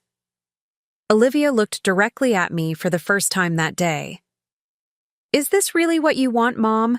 To legally bind your own daughter to debt payments? The question was designed to trigger guilt, but I met her gaze steadily. What I want, Olivia, is honesty and mutual respect between us. This agreement isn't about punishing you, it's about establishing accountability. I'm simply asking for the return of funds that were taken under false pretenses. We'll need to consider the proposal, their attorney interjected smoothly. Judge Winters nodded. Take the time you need. I'll step out to give you privacy for discussion. Once the judge left, Ryan immediately launched into a heated whisper with their attorney. Olivia continued to stare at me, her expression a complex mixture of anger, resentment, and something that might have been shame. After several tense minutes, their attorney addressed Patricia. My clients are prepared to accept the terms with one additional condition. Ms. Kennedy agrees to no further financial claims against them, regardless of future circumstances. Patricia looked to me for guidance. I nodded my agreement, and she confirmed the acceptance of terms. With the substantive issues resolved, the remainder of the mediation focused on drafting the formal agreement. By late afternoon, all parties had signed the necessary documents. The first payment would be due in 30 days, with regular monthly payments thereafter. As we prepared to leave, I approached Olivia, hoping for some moment of connection beyond the legal transaction we had just completed. I hope this can be a new beginning for us, I said quietly. I've never stopped loving you, Olivia. She gathered her belongings without meeting my eyes. If you loved me, we wouldn't be here. Ryan placed his hand on her back, guiding her toward the door. Let's go, Liv. There's nothing more to say. I watched them leave, a hollow ache in my chest despite the technical victory of the mediation. Patricia squeezed my arm sympathetically. Give it time, Martha. Once the emotions cool, there may be room for reconciliation. Perhaps, I said, not entirely convinced. Thank you for everything today. Tom was waiting in the reception area, rising immediately when he saw me. How did it go? We reached an agreement. They'll repay most of it over 3 years. That's good news, he said, studying my expression. Isn't it? It is, I acknowledged. But the relationship feels more damaged than ever. Olivia could barely look at me. Tom guided me gently toward the elevator. Healing takes time. You've taken the first necessary step, establishing that there are consequences for their actions. What happens next isn't entirely in your control. Outside in the warm June sunshine, I took a deep breath, letting the fresh air clear the stuffiness of the mediation room from my lungs. Would a walk help? Tom suggested. Riverside Park isn't far. We could check on the community garden. I nodded gratefully. I'd like that. As we strolled through the park, the weight of the day's confrontation gradually lifted. The community garden was vibrant with early summer growth, vegetables stretching toward the sun, flowers blooming in riotous color, people of all ages tending their plots with care and enthusiasm. Eleanor spotted us from her section and waved us over. Perfect timing! We just harvested the first strawberries. Come have a taste. The small red berries were warm from the sun, bursting with sweet tart flavor that immediately transported me to childhood summers. I closed my eyes, savoring the simple pleasure. Nothing in the world tastes better than a sun-warmed strawberry, Eleanor declared. How did your meeting go? We reached an agreement, I said, not wanting to elaborate. She nodded, understanding my reticence. Good. Now you can focus on more important things, like these beautiful black Krim tomatoes you'll be harvesting in a few weeks. Her matter-of-fact return to gardening was exactly what I needed, a reminder that life continued beyond today's difficult confrontation. My relationship with Olivia might be damaged, perhaps irrevocably, but other relationships were flourishing. Your own garden's coming along nicely too, Eleanor added. Those seedlings you took home last week have probably doubled in size already. They have, Tom confirmed. Martha's developing quite the green thumb. Eleanor smiled knowingly at us. Gardens and relationships both need regular attention, good foundations, and patience through the seasons. Isn't that right, Tom? He met her gaze with an amused twinkle. Absolutely right, Eleanor. Walking home later, Tom and I fell into a comfortable silence. The mediation had been draining, but I felt a strange sense of completeness, as if a necessary chapter had been closed, allowing space for new stories to begin. Penny, for your thoughts? Tom asked as we approached my house. I was thinking about what Eleanor said about gardens and relationships, how they both need foundations, attention, and patience. I glanced at him. I haven't been very good at those things with Olivia. Maybe I made it too easy for her to take without giving back. You can only learn from the past, not change it, Tom said gently. What matters is how you move forward. As we reached my front porch, Rusty greeted us with his usual enthusiasm, despite his advancing age.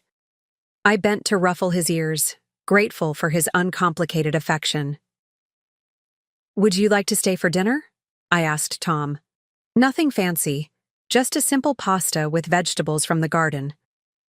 I'd like that very much, he replied, his smile warming something deep inside me. That evening, as we prepared the meal together, moving around my kitchen with the easy synchronization of people comfortable in each other's space, I felt a profound sense of gratitude, not just for Tom's presence, but for my own emerging strength and clarity. Summer arrived in Oak Ridge with steady warmth and long golden evenings. My garden flourished under the combined efforts of Tom and me, with regular advice from Eleanor and the late bloomers. The first payment from Olivia and Ryan arrived exactly on schedule, a bank transfer with no accompanying note or message. I acknowledged receipt through Patricia, maintaining the formal channel of communication that had been established during mediation.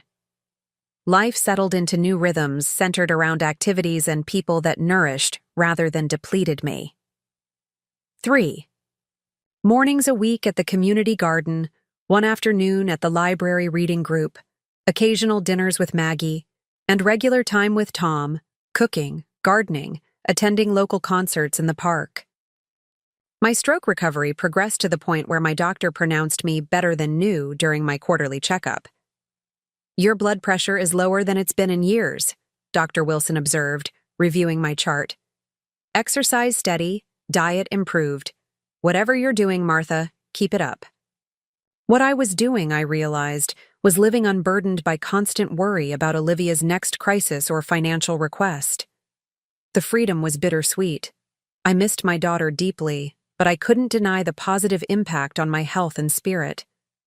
In mid-July, I received an unexpected letter from my granddaughter Claire, Maggie's daughter who lived in Arizona.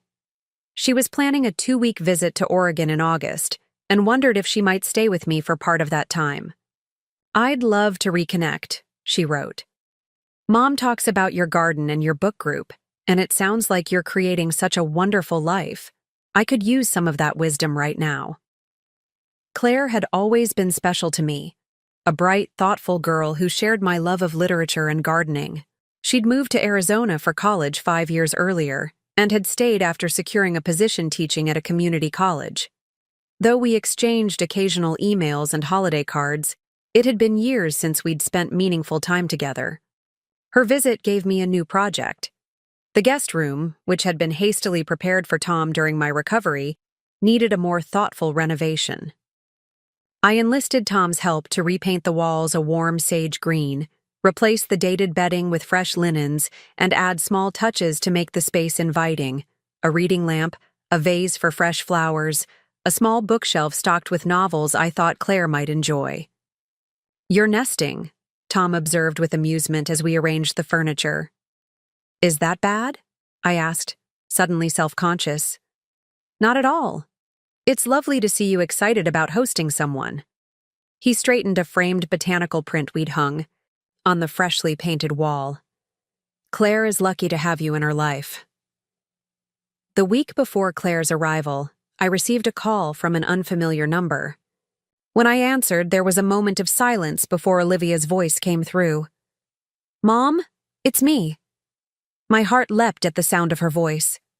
"Olivia, how are you?" "I'm okay." She sounded uncertain, very unlike her usual confident self. "I wanted to let you know that we made the second payment today. It should be in your account already." "Thank you for telling me," I said, searching for neutral ground in this unexpected conversation. "I appreciate your keeping to the agreement." Another pause. "Ryan and I are separating." The news caught me by surprise. "I'm sorry to hear that," I said carefully. "Are you all right?" A hollow laugh. "Not really. Turns out he's been having an affair with his business partner's wife for 2 years. Her voice cracked slightly. I feel like such a fool. I closed my eyes, absorbing her pain despite our estrangement. "You're not a fool, Olivia. You trusted someone who betrayed that trust. Like I betrayed yours." The words hung in the air between us, the first acknowledgement from her of what had happened. "Yes," I said simply, neither accusatory nor dismissive. She drew a shaky breath. "I've been doing a lot of thinking since the mediation. About patterns. About choices. When Ryan's betrayal came to light, it forced me to see other things more clearly." "That makes sense," I encouraged gently. "I don't expect you to forgive me," she continued, "but I wanted you to know that I'm taking responsibility for my part in what happened. I'll continue making the payments regardless of what happens with Ryan and me." "Thank you for telling me this, Olivia. It means a lot. Could we—" She hesitated. "Could we maybe have coffee sometime? Not right away. I need to sort through some things first. But eventually?" Hope fluttered in my chest, though I tempered it with caution. "I'd like that. Whenever you're ready." After we hung up, I sat quietly processing the conversation. Olivia's separation from Ryan created complicated feelings: sadness for her, pain, concern for her well-being, but also a cautious optimism that without his influence, she might find her way back to more authentic values. I called Tom later that evening to share the news. His response was measured but hopeful. "People sometimes need to experience betrayal themselves before they can truly understand the impact of their actions on others," he observed. "It doesn't erase what happened, but it might create space for genuine change." "That's what I'm hoping," I agreed, though I'm trying not to expect too much too quickly. "Wise approach," he said. Meanwhile, you have Claire's visit to look forward to. Claire arrived on a sun-drenched Monday morning, stepping out of her rental car with the easy grace I remembered. At 32, she had matured into a poised young woman while retaining the warm smile and curious eyes of her youth. "Aunt Martha," she exclaimed, embracing me warmly. "You look absolutely wonderful." "So do you, my dear." "The desert air must agree with you," she laughed. "It's the lack of humidity. Makes everyone look deceptively well-preserved." As I showed her around the house, Claire's gaze lingered on the changes I'd made since her last visit years earlier. New paint colors, rearranged furniture, and most notably, the abundance of plants and fresh flowers from my garden. "This place feels so different," she observed. "Lighter somehow. More vibrant." "I've been making some changes," I acknowledged. "Reclaiming spaces, I suppose you could say." Claire nodded thoughtfully. "Mom mentioned you'd had some challenges with Olivia." I appreciated Maggie's discretion in not sharing the full details. "We've had a difficult patch," I confirmed. "But we're beginning to find our way toward something new, I hope." "Family. Relationships are complicated," Claire said. "I should know. My relationship with Mom has had its moments too." Over the next few days, Claire and I fell into an easy rhythm. Mornings in the garden, afternoons exploring Oak Ridge's small but charming downtown, or visiting the community garden where Eleanor immediately took Claire under her wing, evenings cooking together or reading companionably in the living room. We talked about books, about her teaching career, about my garden, careful at first to avoid more personal topics. On her fourth evening, as we sat on the back porch watching fireflies emerge in the gathering dusk, Claire finally broached the subject that had been hovering unspoken between us. "Mom told me you had a stroke earlier this year." I nodded. "A mild one, thankfully. I've recovered well." "She also mentioned that Olivia wasn't exactly supportive during your recovery." I chose my words carefully. "Olivia has her own life, her own priorities. Not everyone is equipped to be a caregiver." Claire studied me with perceptive eyes so like her mother's. "That's a very generous interpretation." "Perhaps," I acknowledged, "but I've learned that dwelling on disappointments doesn't serve me well. Better to focus on gratitude for those who did step forward, like Tom and the late bloomers, and your mother when she returned from visiting you." "And who exactly is this Tom I keep hearing about?" Claire asked, a teasing note entering her voice. "Mom referred to him as your gentleman friend, but that tells me precisely nothing useful." I felt a flush rise in my cheeks. "Tom is a dear friend who's become very important to me." "Just a friend?" Claire pressed gently. "It's complicated." "At our age," I demurred, "we enjoy each other's company. We share interests and values. Neither of us feels the need to define it beyond that." Claire smiled. "Sounds like more than friendship to me, but I won't push. I'm just glad you have someone who cares about you in your life." "Speaking of which," I said, seizing the opportunity to turn the conversation, "your mother mentioned you'd been through a difficult breakup yourself recently." It was Claire's turn to look away. "Yes. Jason and I were together for 3 years. I thought we were building toward something permanent." She sighed. "Turns out he didn't see it that way." "I'm sorry," I said simply. "The hardest part wasn't even the breakup itself," Claire continued. "It was realizing how much of myself I'd set aside to accommodate his life, his needs, his future. When he left, I didn't just lose a partner. I lost my sense of direction. That's part of why I wanted to visit, to remember who I am outside of that relationship." Her words resonated deeply with my own experience. "I understand that feeling more than you might think." Claire looked at me curiously. "Because of your stroke?" "Partly, but more because of what came after, realizing how much of my identity had become wrapped up in being Olivia's mother, in being needed. When that role changed, I had to rediscover who Martha Kennedy is when she's not defined by others' expectations. "And who is she?" Claire asked softly. I smiled, considering the question. "She's a gardener, a reader, a friend, someone who values authenticity and reciprocity in relationships. Someone who's learning that it's never too late to set boundaries or try new things." "I like her," Claire declared. "She sounds like someone worth getting to know better." The following evening, I invited Tom to join us for dinner. I'd mentioned him often enough that Claire was curious, and I wanted them to meet before her visit ended.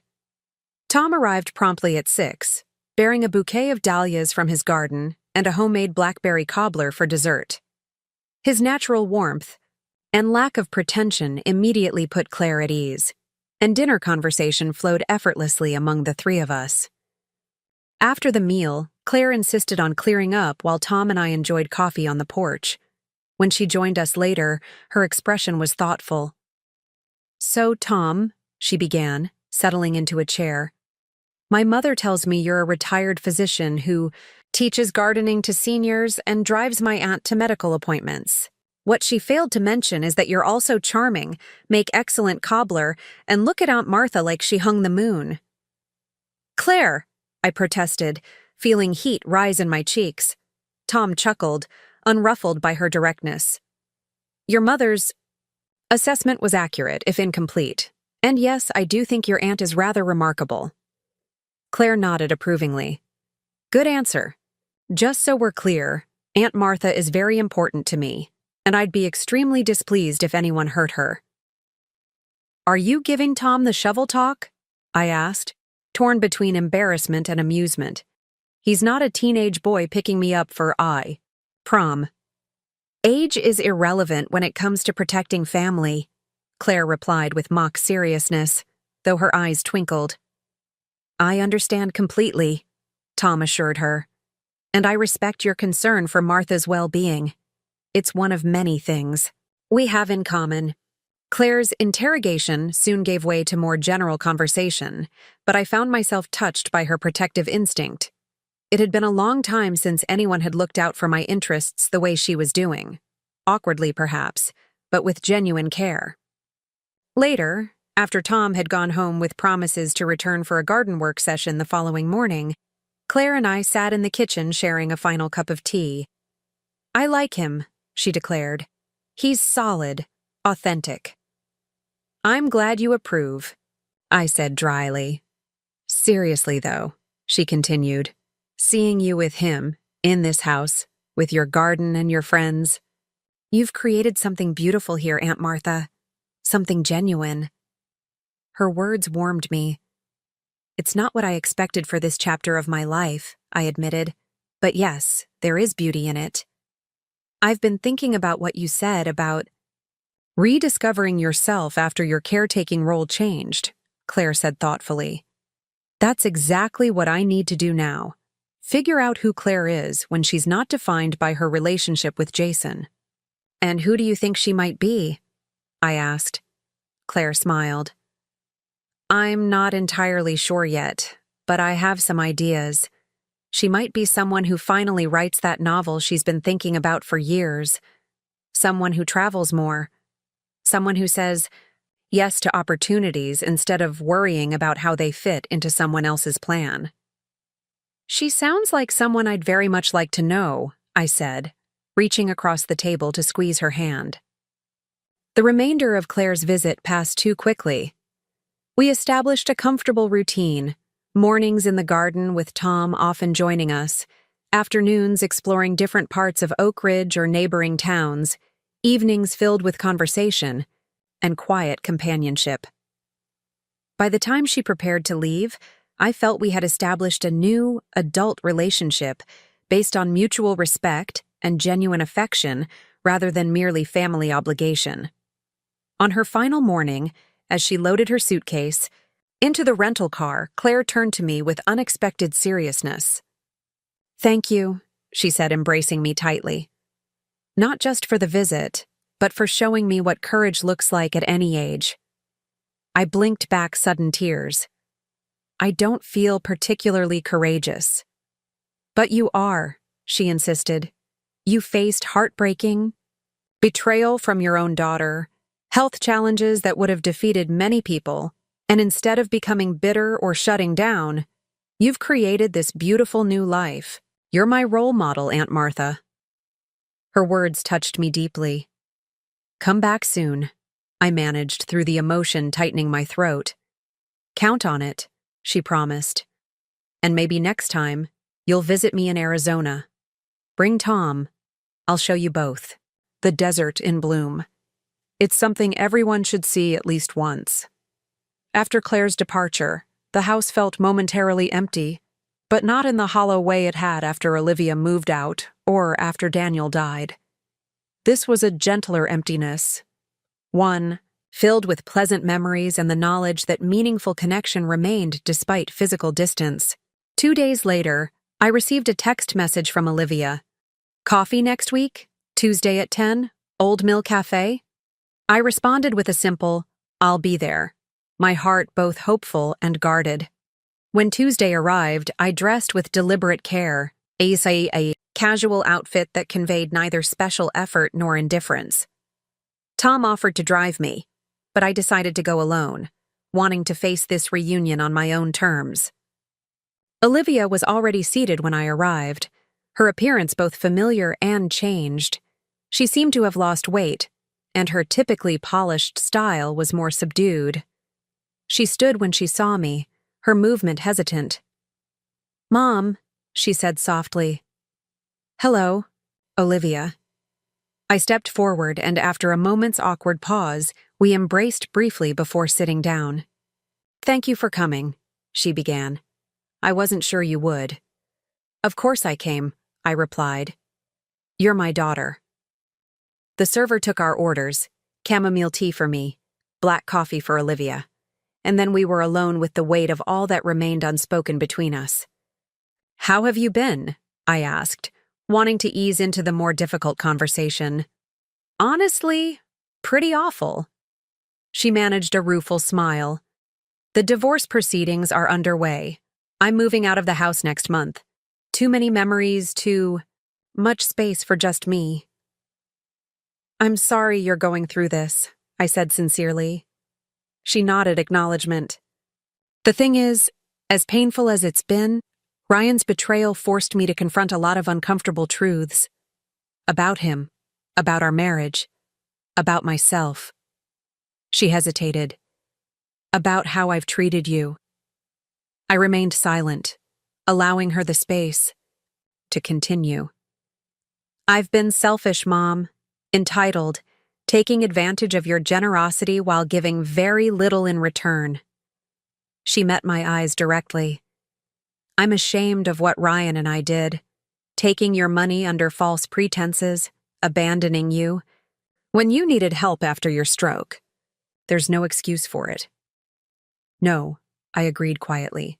There isn't. I don't expect forgiveness, she continued. But I want you to know that I'm committed to making amends. Not just the financial repayment, but rebuilding trust if you're willing to give me that chance. I considered her words carefully, searching for the right response, one that neither dismissed the hurt she had caused nor closed the door to reconciliation. Rebuilding trust takes time, I said finally. And consistency. I value our relationship, Olivia, but I need to protect myself too. I understand, she nodded. I'm in therapy now, working through some of these patterns. The therapist suggested, we might eventually consider some joint sessions if you were open to it. The suggestion surprised me. I'd consider that, yes. Our conversation continued, carefully navigating the boundaries between acknowledging past wounds and cautious steps toward healing. We didn't resolve everything in that one meeting, how could we? But we established a tentative framework for moving forward. Small steps, gradual rebuilding, realistic expectations on both sides. As we prepared to leave, Olivia hesitated, then asked, the garden club Mom mentioned, do you think they'd mind if I visited sometime? I'd like to see what you've been working on. The request touched me unexpectedly. I think they'd welcome you. Eleanor is always looking for new recruits. Eleanor sounds formidable from your descriptions. Olivia smiled. She is, I confirmed. But in the best possible way.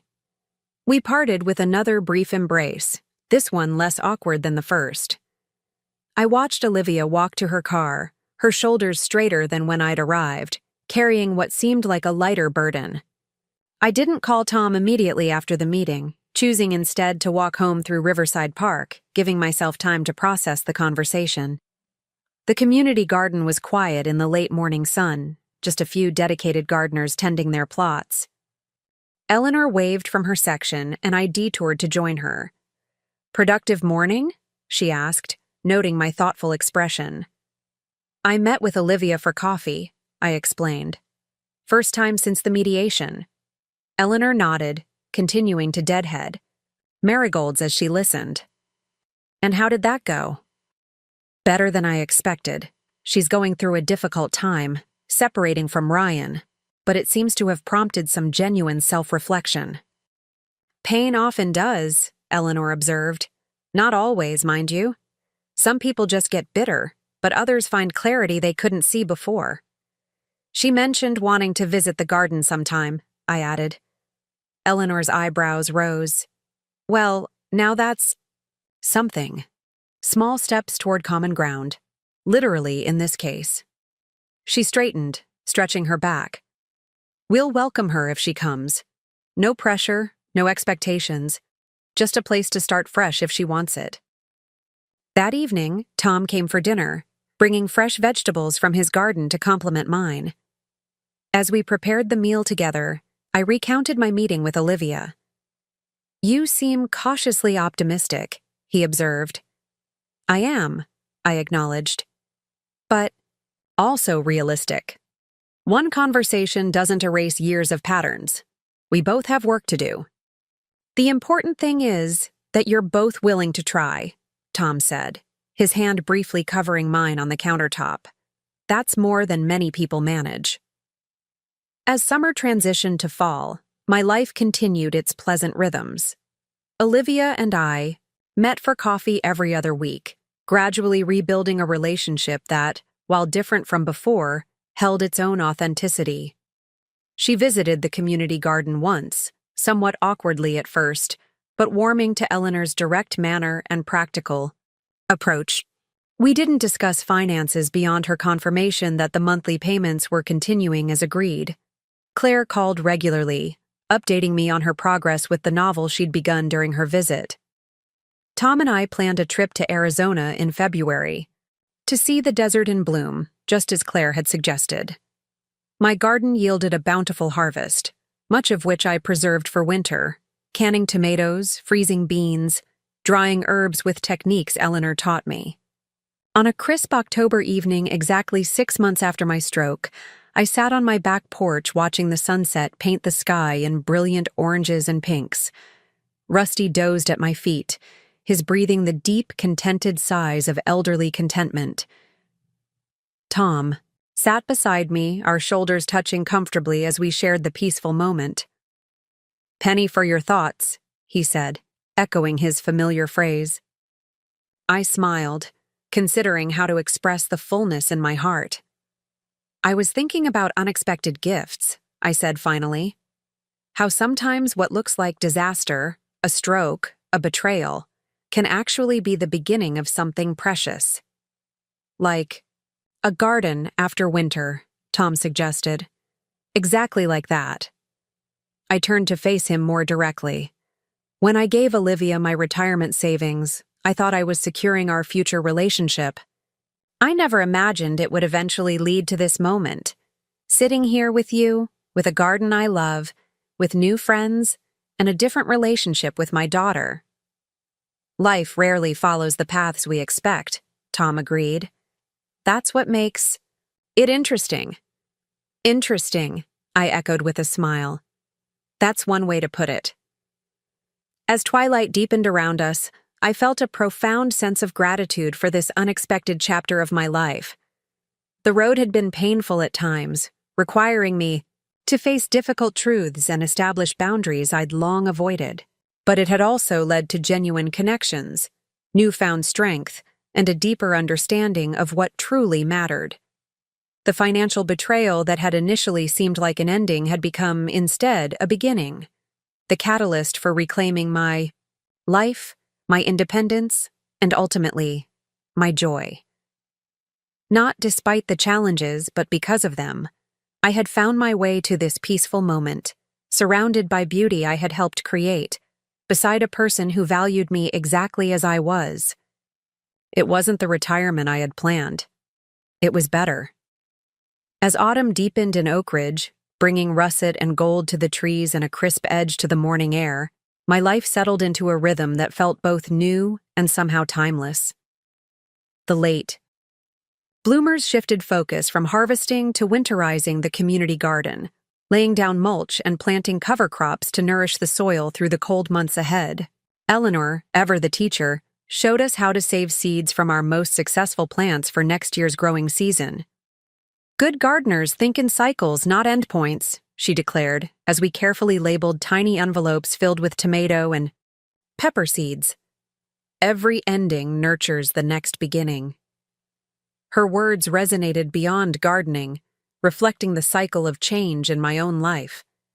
What had seemed like endpoints, Daniel's death, my stroke, the rupture with Olivia, had all, in their way, nurtured new beginnings I couldn't have imagined. Tom and I established comfortable routines that honored both our connection and our independence. We shared dinner 3 or 4 evenings a week, alternating between our homes. Sunday mornings were reserved for long walks with Rusty at Riverside Park, followed by brunch at the Old Mill Cafe. We attended community events together, the Fall Harvest Festival, concerts at the local theater, lecture series at the library. Yet we maintained separate interests too, ensuring our relationship enhanced rather than consumed our individual lives. In late October, Maggie organized a surprise birthday gathering for me at her home. I arrived expecting a simple dinner with her and Tom, only to find my living room filled with people who had become important parts of my new life. Eleanor and the other late bloomers, members of my library reading group, neighbors who had helped during my recovery, and most surprisingly, Olivia. She stood slightly apart from the others, clearly uncertain of her welcome in this gathering of people who had stepped in when she had stepped away. When our eyes met across the room, she offered a tentative smile. "Happy birthday, Mom," she said, approaching with a carefully wrapped package.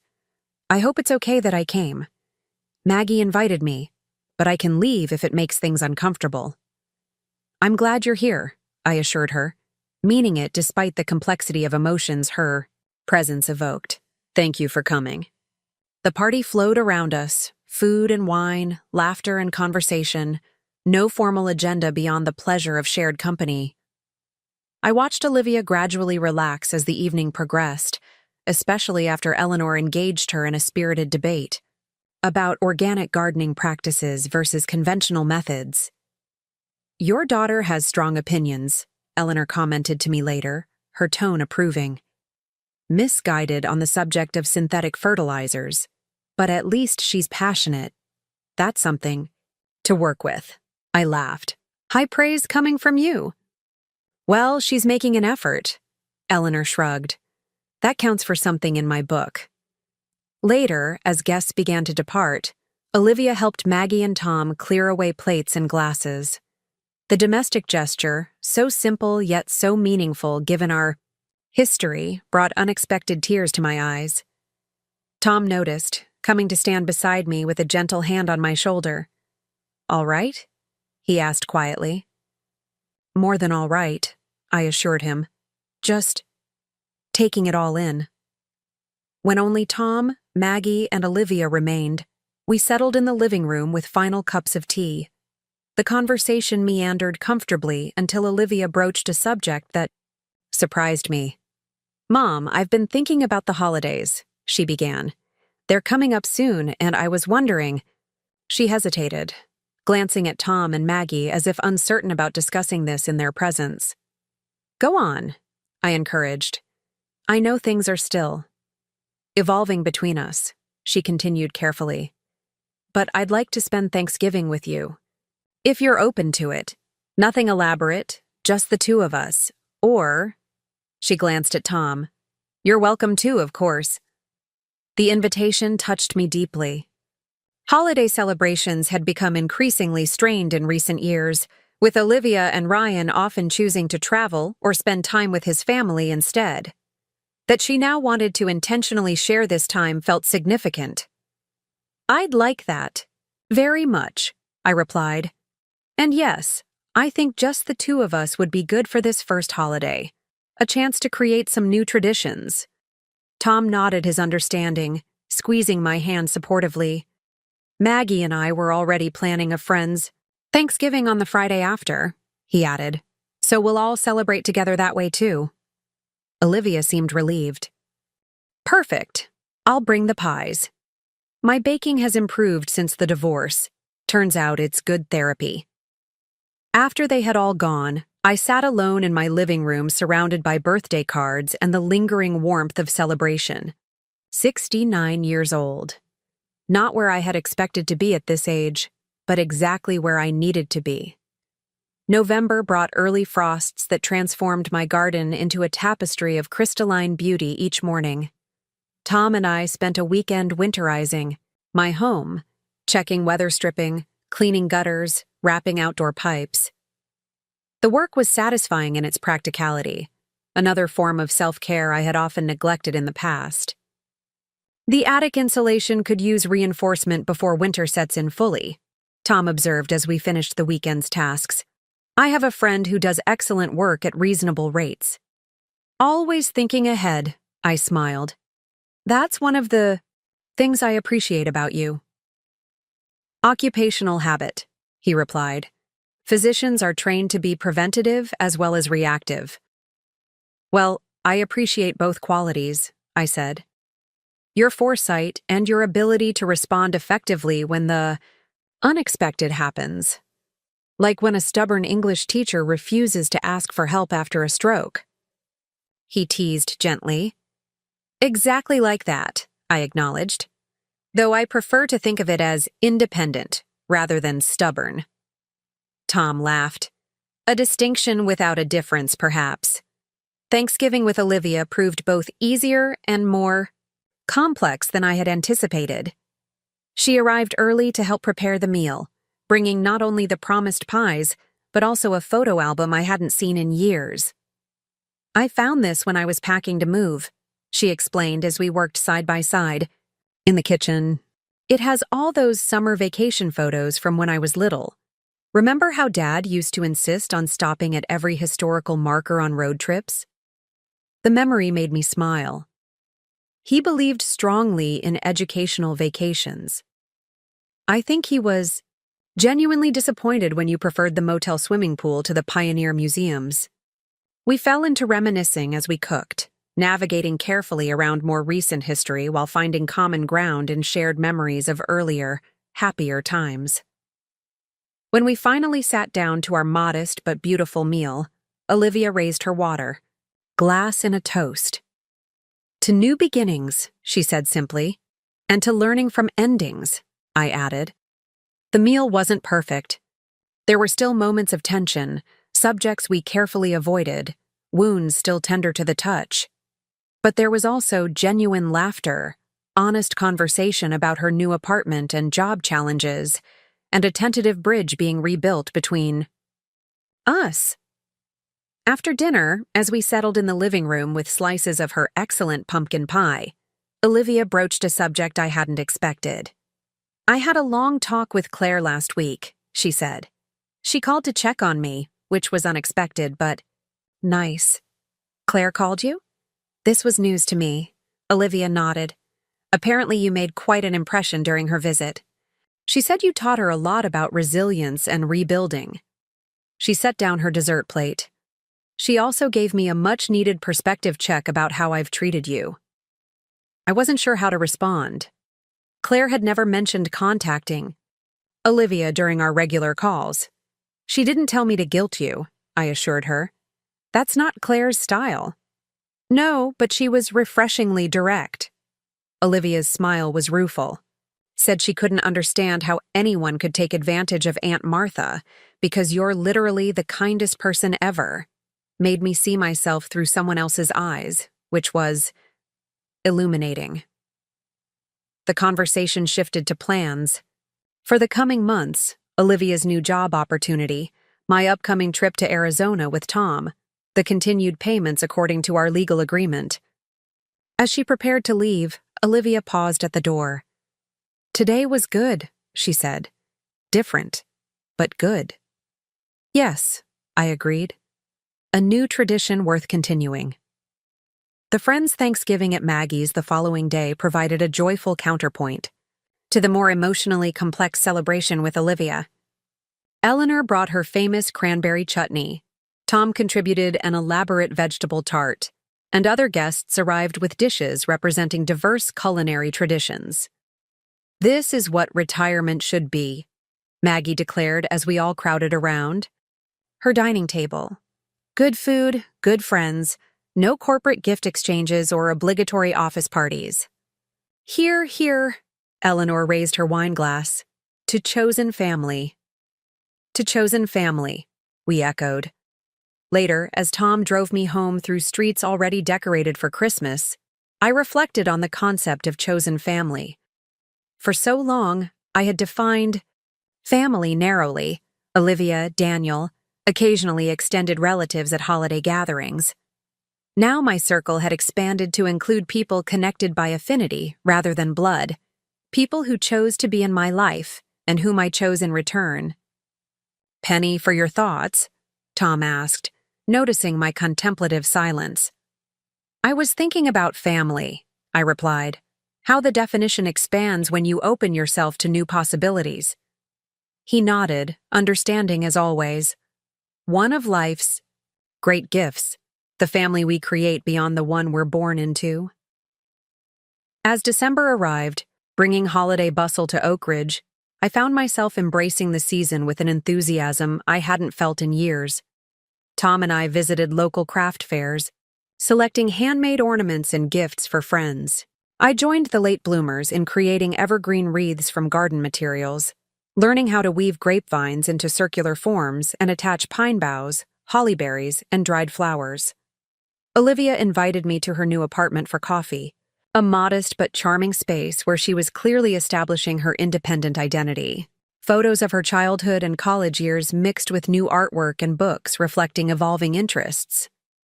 I noticed a small potted herb garden on her kitchen windowsill, basil, thyme, and mint in colorful ceramic containers. Eleanor suggested, starting small, she explained when she caught me looking at the plants. Said everyone should grow at least enough to season their own food. She's usually right about these things, I replied, pleased by this tangible connection between my daughter and my new friends. The winter solstice brought the late bloomers together for their annual celebration, a potluck dinner at Eleanor's home, followed by the ceremonial planting of paper-white narcissus bulbs in small glass containers. We plant these on the longest night, Eleanor explained to Tom, who had accompanied me to the gathering. They bloom in about 6 weeks, right when winter feels endless. Reminds us that growth continues even when we can't see it. I took my bulbs home, placing them on my kitchen windowsill where the emerging green shoots would be visible during morning tea. The symbolism resonated deeply, new life emerging from dormancy, beauty developing in its own time, patience rewarded, with unexpected blooms. As the year drew to a close, I found myself at a New Year's Eve gathering at the community center, a casual affair organized by the town's parks department with music, refreshments, and a countdown timed to accommodate those who preferred not to stay until midnight. Tom and I danced to classic songs performed by a local band of retired musicians, my body moving with a freedom and confidence I hadn't felt in decades. You're a wonderful dancer, Tom said, as we swayed to a gentle rendition of What a Wonderful... Well, Daniel had 2 left feet, I confessed with a smile. We hardly ever danced. Then we have some catching up to do, he replied, spinning me in a graceful turn that made me laugh with delight. As midnight approached, the band invited everyone to join in the countdown. Tom and I stood among friends, new and old, glasses of sparkling cider raised in anticipation. When the clock struck 12, he leaned down and kissed me gently, our first kiss, surprisingly, after months of growing closeness.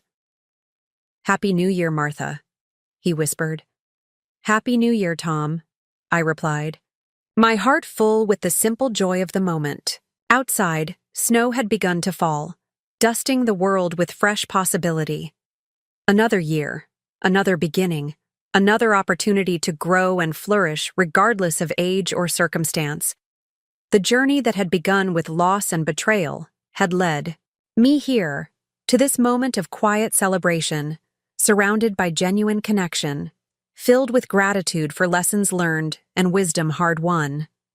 The snow continued to fall as Tom drove me home, transforming the familiar streets of Oak Ridge into something magical and new.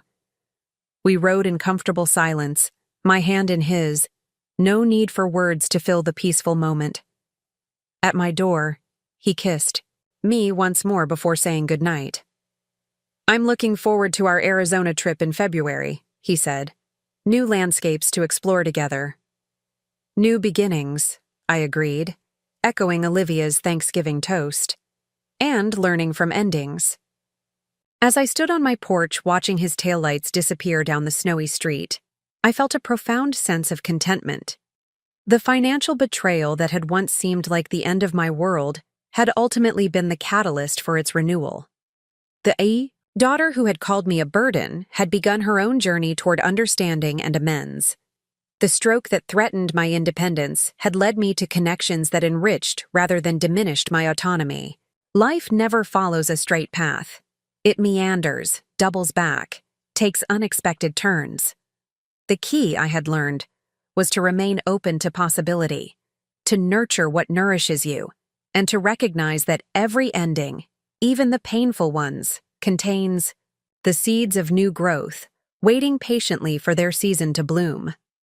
Up next, you've got 2 more standout stories right on your screen. If this one hit the mark, you won't want to pass these up.